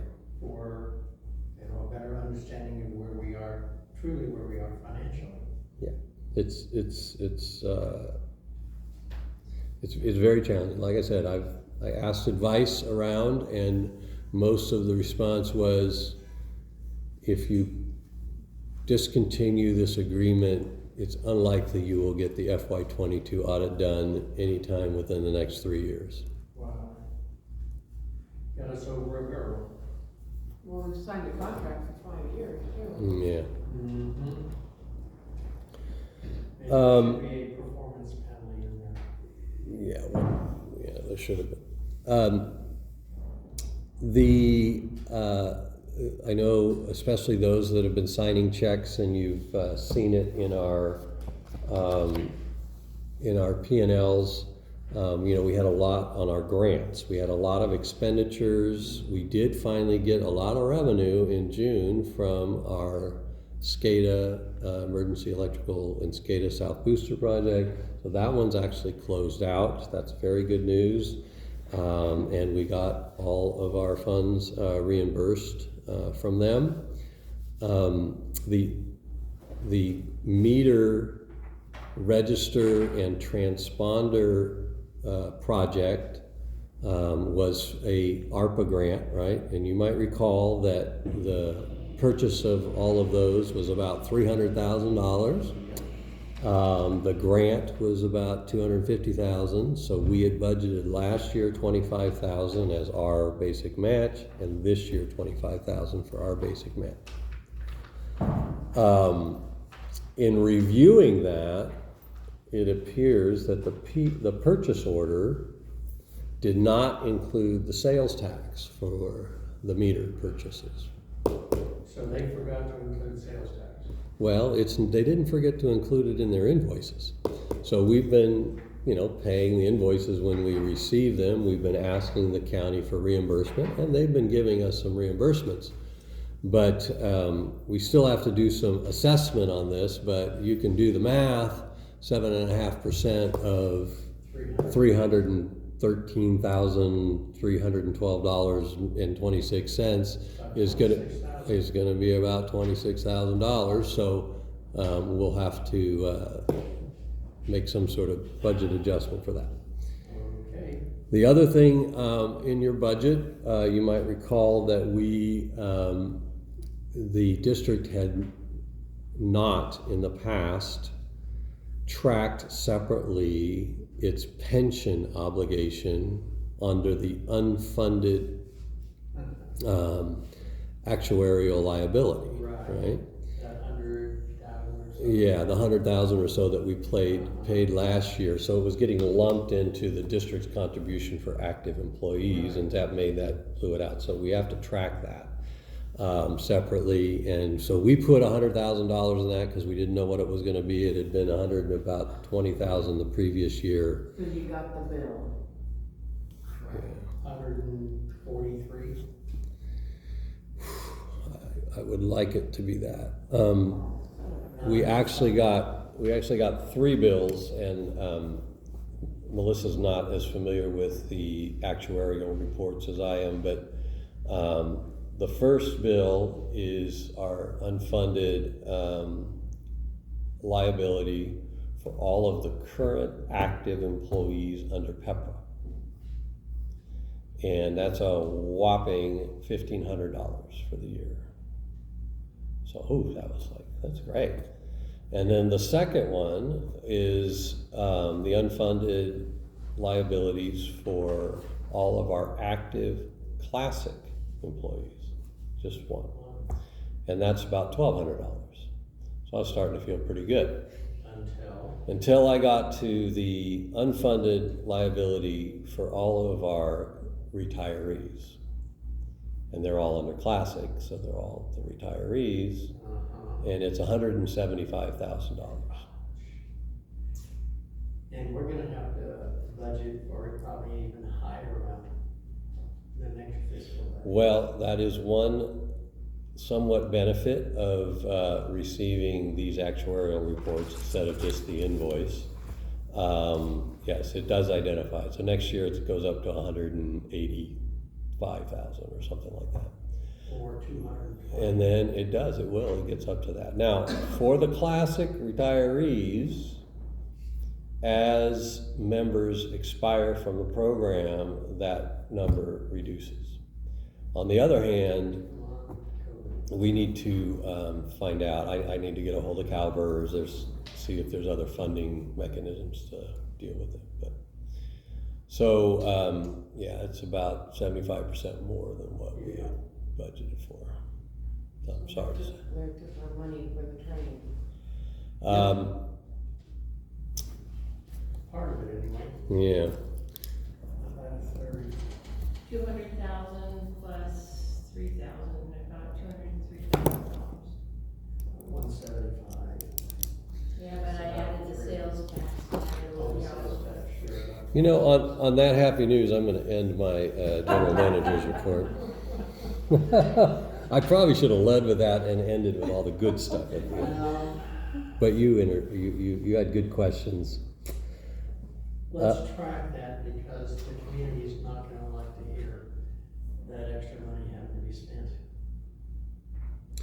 Well, I want transparency, basically. We didn't just go out and spend the money on. the good news for this board of directors is that we adopted a more granular budget last year, and we are increasing our tracking. I say granular, it's really tracking. So by having this tracked and having some knowledge of what it is in the future, this number was not put into the previous rate study. Right. So in other words, it's taking from our other operational things, like Train 6, like Train 4. And this needs to be tracked for a pattern for the next Prop 218. Mm-hmm. Correct. All right, we'll move to the operations report. Again, just nobody else would know this except for the board. I had sent a packet that didn't have this operations report updated to the actual numbers for the treatment plant. But just under the admin side of things, these are your list of accounts. You might recall there's last month, not a huge change, except that there's an increase in the 30 to 60 day accounts. There's actually a reduction in the 60 to 90 day accounts, and there's an increase in the 90 plus day accounts. This is something that Amity has an opportunity to start dealing with and working on. We did have 120 10-day notices at the beginning of July, and we did 100 plus door hangers on potential shutoffs.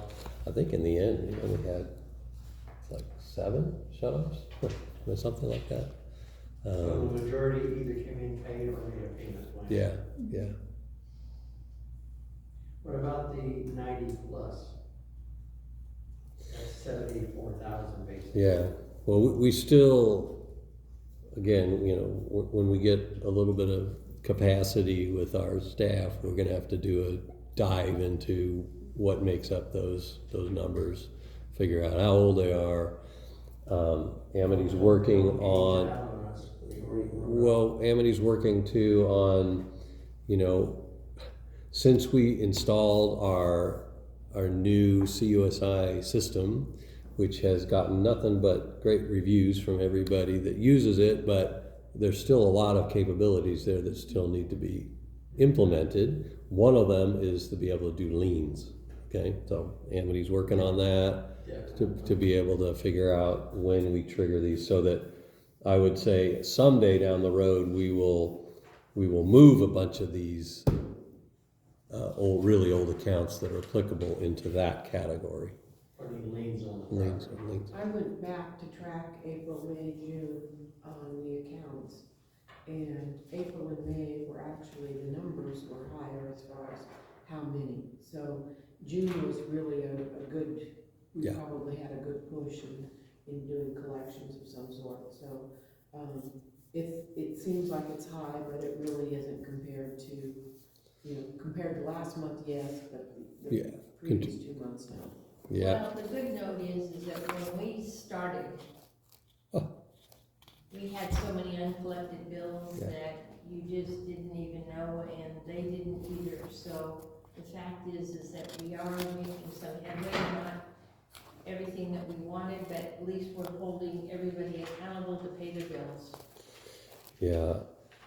And I think this is where getting on that regular 10-day notice, hangers, and all that other stuff has really helped. And to Director Fickus's comments, just looking back on April, there were 647 accounts 30 days delinquent, Yeah. and now we're at 491.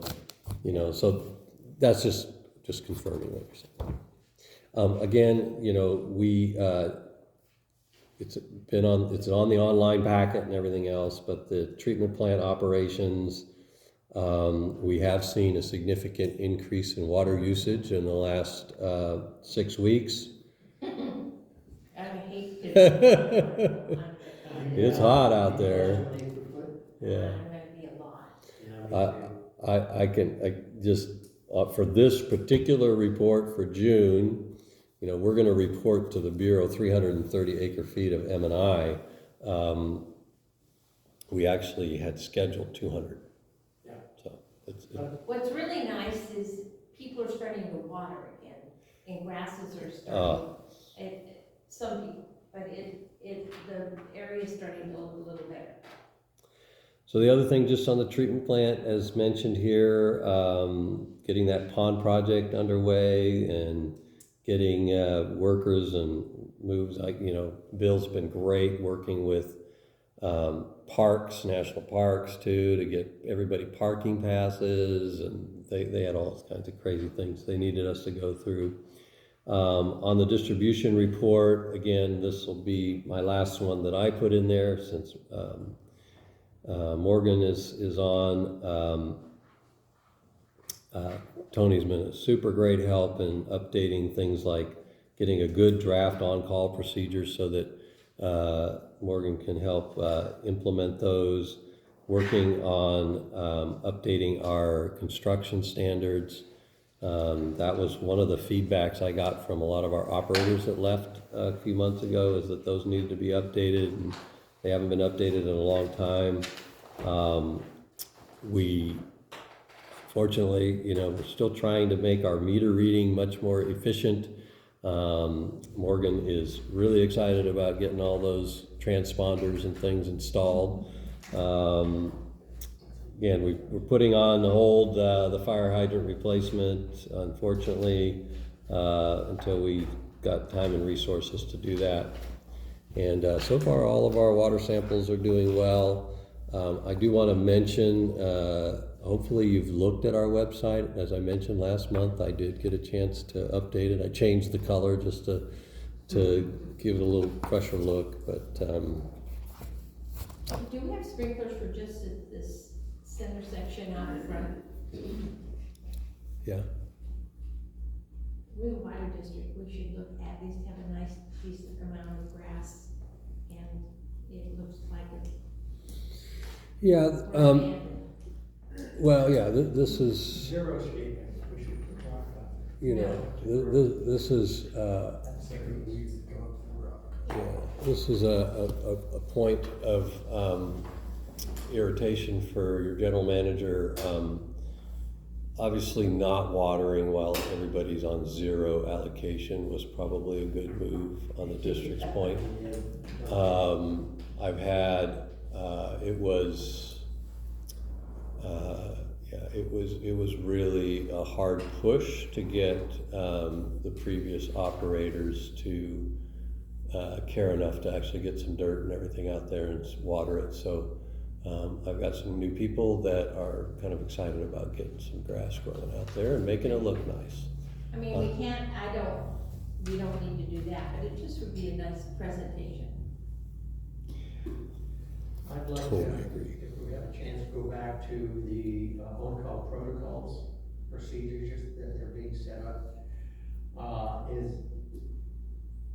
Is it time to, since we have an ordinance passed quite a while ago, to institute by putting in the newsletter, informing everybody, putting it on the website, that we will be charging for people calling for water shut-offs or whatever after normal business hours. In the last payroll, we paid someone $400 overtime to respond to calls. One of them at 6 in the morning, and it was just dripping. There's And it was the same. 2 hours of time and a half for that one call. We have the ordinance in place. I think it's time we let the public know that this is coming. And it should be in the protocols that when they get that call, do you realize if it's an emergency, we'll be happy to come out and do it. But if you can wait until normal business hours, there is no charge. As it stands right now, because this is a weekend or a holiday, it's gonna cost you this much. And I think it needs to be put in big bold letters where they can't miss it. And then we can put something on the front door since. That includes the people who are responding, who are on the call. They should be telling the customer that. I have a question. So when a customer calls in and they get the 24-hour answering machine, or people, do they say, hey, I've got a water leak, and the answering machine people just say, what's your address, what's your phone number, and somebody will be out? Or does our employee actually call that customer? Right, well, it's two ways. Oftentimes first of all, leak is kind of the trigger word that the answering service will then call either try to get hold of the on-call person while that person's on the line, or give the on-call person that number to call them back. So a lot of times they just call and they say, I've got somebody on the line and I'll transfer it to you. Oh, okay. So That's okay. And then that's when, so in this particular case, again, we just had a big training with our operators on Monday, and we went through them putting in notes so that we can get addresses for where they go, so that we can have the ability to charge that. Again, we're gonna be working on potentially getting a tablet so that they can actually have the work order there, so that they can fill it out. And in the on-call protocols is that whole line. We talked to them on Monday that, it's on our website right now, but just remember, if it's an emergency, that's why you're on call. Get out there to help them out. But if this is, And I'm fine with the Yeah. emergencies. but otherwise, we'll get it in those on-call procedures, but this is what you say. Is this really emergency? Or is it something that can wait until regular business hours? Because if I come now, you will be charged. Because I got your address, and we have the ability with COSI to actually do the charge on their account. Good, so what's the time frame for going live with this? Putting it in the next newsletter, making it effective, August 1, whatever? Definitely need to put it in this newsletter. I open to suggestions, thinking September 1 is a good timing to do it, kind of put it on the website, all the rest of those things. We might even think about using our alerts, because the COSI has the ability to send emails to those that have email addresses, and just even sending them all just an email alert message that. It could be on their bill too, right? And we have it, Message on the bill. yeah. We've been asking about this for a few months now, and I kind of lean towards, let's start it now, August 1st, I don't know how the rest of the board feels. Well, if you can respond that quickly and getting it. Well, here's my only concern. I attempted to start at July 1 and just say it's retroactive. But, it's going to be on their bill language. It's going to be right there on their bill language, So you're saying you want to make. But that's going to be the August 1st bill, and I kind of think 30 days notice. So Amity, do you do the flyer? No, not yet. It's a work in progress. Paul, do you do? What do what? The newsletter you mean? Newsletter. If you know how many hats I wear, you would be surprised, but yeah, No, I wouldn't be surprised. the newsletter editor is sitting right here. I actually passed along the current little draft, so any comments on it, but. Yeah, I just think that it can't, I know you have put this in the newsletter before, Yes, so we are gonna have to make it, just starting August first. no, we'll check in. Turn on and turn offs will be charged unless, I don't wanna put unless they. In accordance with the rules and regulations? yeah, in accordance with rules and regulations, And then list what. non-business hour, non-emergency calls will be charged, something along those lines, turn on, turn off. I put the date it was passed, 2017 or whenever we passed the darn I thing. think it was 2017. Along those lines, I'd like to make a recommendation that on the newsletter, we have at the top in bold, something like, what's new? And then if it's, an event or something like this, we're gonna institute this, the charges are coming out. Or if there are particular meetings like planning steering or the finance. So each one at the top, what's new? That hopefully would catch the eye of the customer better than in paragraph 7 or, whatever. I don't care what you do as long as they know that they're getting charged. Well, Possibly even, both newsletter and on the website, boom, what's new, boom. yeah, Pay attention, folks.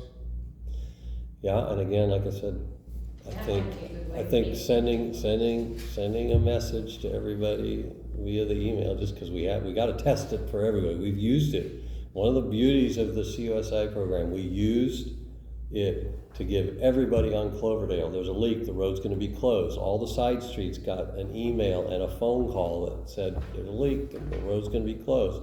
We sent out a general leak, as you saw, a general message, mostly because we wanted people in the other part of the district to avoid the area, just Sure. for traffic reasons. And by the way, we called the sheriff's department to help with traffic control, no help. They just don't have the resources, yeah. So they then moved us to the CHP. They didn't have any resources. We called Public Works. They said, call your road department. And said, no, you are our road department. Oh, okay. They didn't have anything. Well, I told you what happened when our culvert collapsed, Yeah, in just ruining our whole road. I called to find out if we were part of their county road, and they looked it up in the map, said, no, you're a public road privately maintained. Within 2 days, they had a sign up saying, not maintained by the county, in 2 days, yeah, I know. so. Well, that's good. Yes, we'll definitely work on that. Emily's got that, but we are working on that newsletter. We're kind of, we played with using some color in the newsletter a couple months ago, so we might use it for this newsletter. But that cost us a lot of money, didn't it?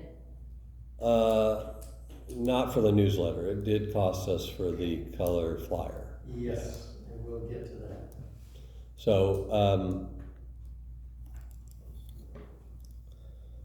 I think that's the end of those reports. The next item is our committee reports.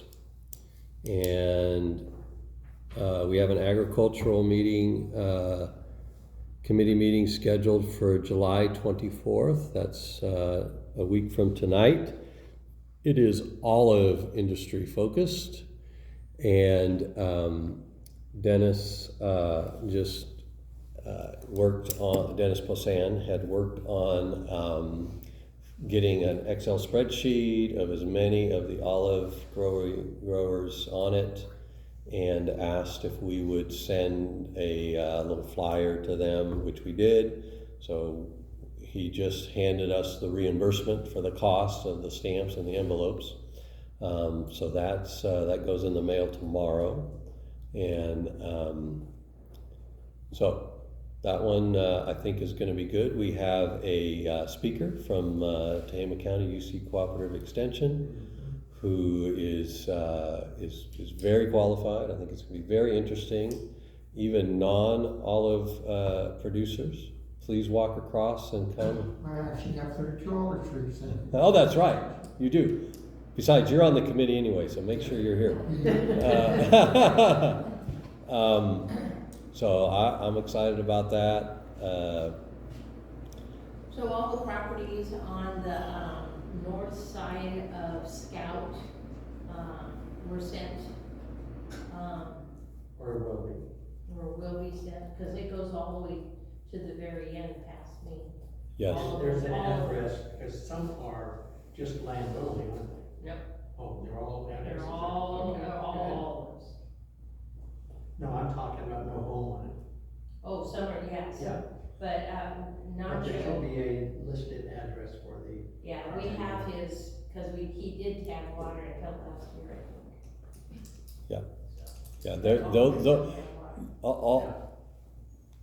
all your neighbors will be getting that letter. Thank you. And we know that some of them are being mailed to their mailing address, which is not Right. on Scout, it's elsewhere. Someplace else. That's fine, Right. but they'll get it. But every single home, except for one or two, on the north side of Scout has all those. Yeah.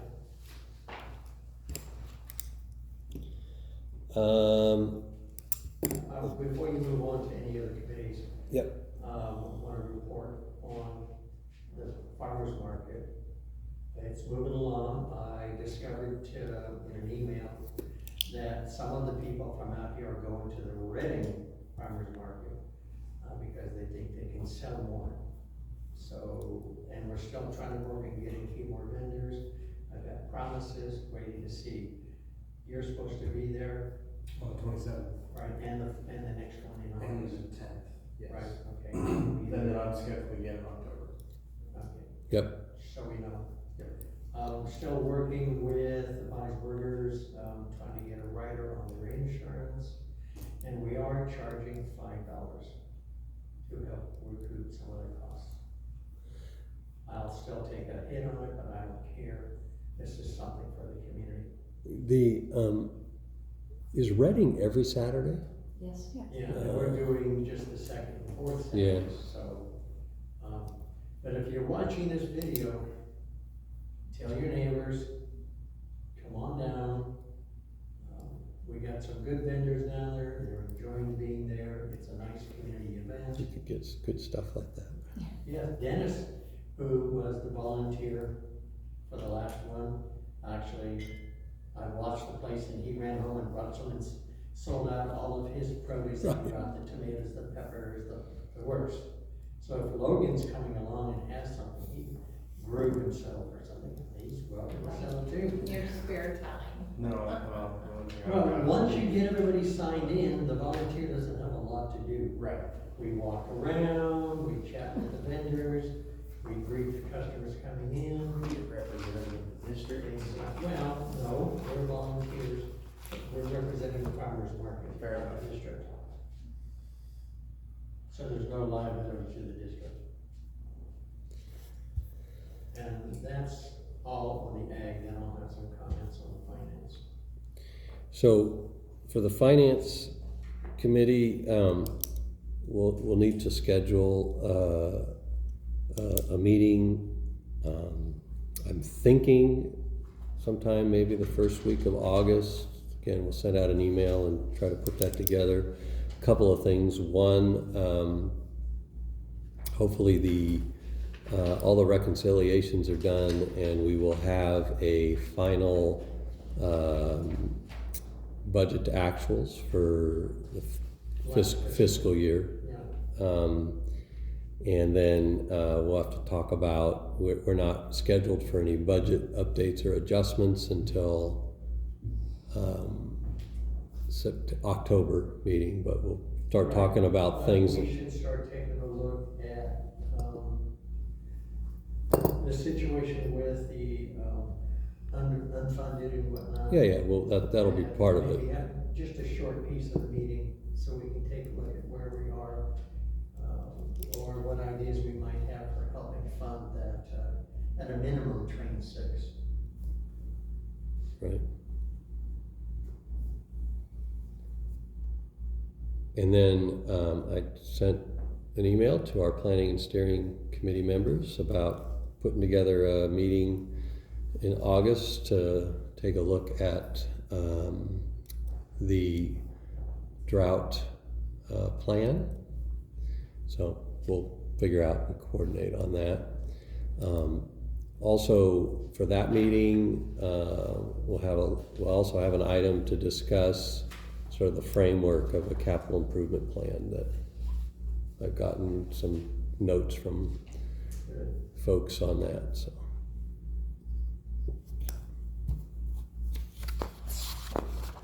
I think that's it.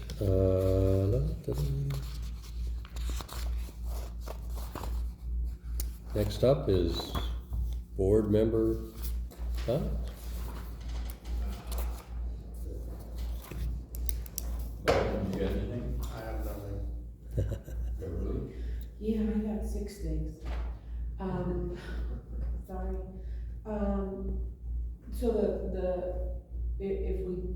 So does all the ad committee know that it cost $426 to put that flyer in? That's what I was gonna bring up, thank you for mentioning. Yeah, because the board agreed or approved 80. $80. Yeah. And $426. I was unaware of that. Yeah, so, anyways, that's just, it won't be colored anymore. No, No, and it, again, we were basing it on the flyer, that really loud orange flyer that we put in for the community volunteers, the patrol, citizens patrol. And yeah, so the difference between color paper, black and white printing, it costs us something like $65, and I thought, well, it'll be about $80 to do this flyer. Wrong. The color, They look very good. it looked great. They're worth The it. color printing on white paper was a lot more, like 10 times more. And I received an email today, and if you had looked from Melissa Hunt, were you able to pull up yes, the article? no, I I couldn't responded either. back to her that there was none, Oh, so I waited to see if. no, it sent you someplace, but you had to sign up. So Melissa Hunt is a member of the EAGSA, and so I don't know if you got her email, but it was somebody down. I did get an email from Melissa Hunt. I just haven't had a chance. It was like late, like Oh, around yeah. 4 o'clock, 4:30. I just Yeah. haven't had a chance to click on it. So what it is about, it's a news article from Mid-State about someone suing the state in regards to groundwater recordings and how they're making our group having to monitor and pull Yes. all this data.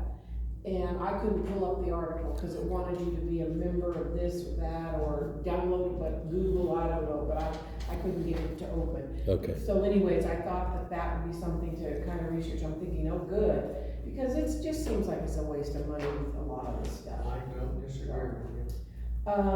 Our employees starting early because of the heat. Right? Not yet. No, they are, they haven't been, okay. Cause just the MOU specifically says we've gotta give them written notice if we do that, so. Okay. So again, just for the board's purposes, we have considered that. We've had some employees ask us to do that. But in consultation with our consulting operator, Tony Tomasi, really the only way you can do that is if you have a minimum of 4 people in the division, so that you would have 2 people here from 7 to 4 and 2 people here from 8 to 5. Because we are open till 5. We say that's our business hours. Right. So if they all went home at 4 and we had a call to turn on or turn off, we would run into the very problem we just had, right? Want them there. So this one's kind of touchy because I can understand it, but I think, so in looking at other things in the MOU, I went, oh, so I had a couple of things on the MOU. So the testing, that we had someone that didn't pass, and he applied for testing, and we paid for it again. But the MOU clearly says we only pay for it once unless there's extenuating circumstances. So we're setting a precedent if we allow one person, if we pay for this one person, are we not having to? So if you haven't just documented why you did that, then we've got it on file that it was a special case. That was all, because it just sets us up for having to do it for everybody. Okay, and then while I was looking at that, I found the MOU in regards to the pants. I thought that I heard that the treatment people weren't getting operator pants, and it was because it wasn't in the MOU. So was it they just chose not to? Okay, because it does say treatment, so I thought that they weren't asking for it because, okay, so that's good. No, They have the shirts, they just don't get the pants. what's that? They have the shirts, but they just don't. They do not. There are 2 treatment division members that do not use the pant service because they've decided not to use it. Yep. The new operator in training who came from distribution, who had obviously the pant service, decided to continue to get the pant service. Okay. As far as the website, I did go in and look, and I really appreciate the quick link to the video recordings on the website.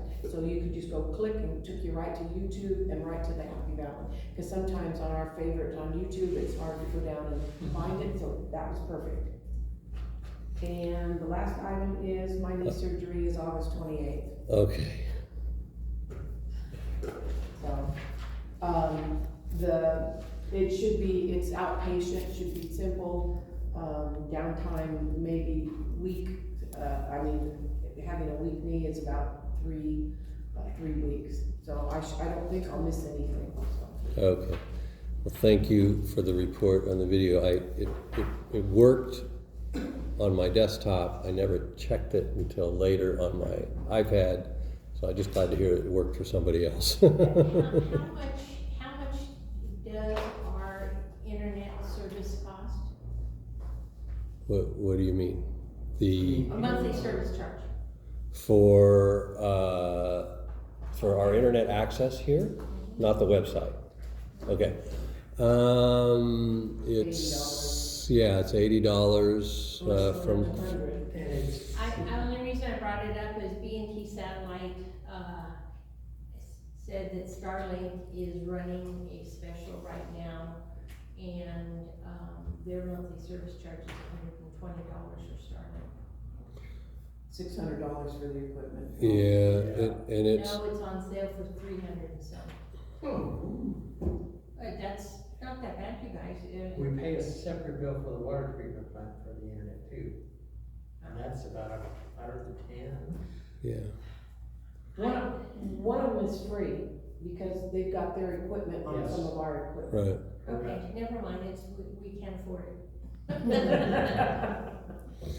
Yeah, and again, we're still hopeful that we'll get affordable Yeah, I fiber. was hoping for fiber optic. See, we've been around with TDS a lot longer than you. Yeah. We know what they're like. Yeah. They're terrible.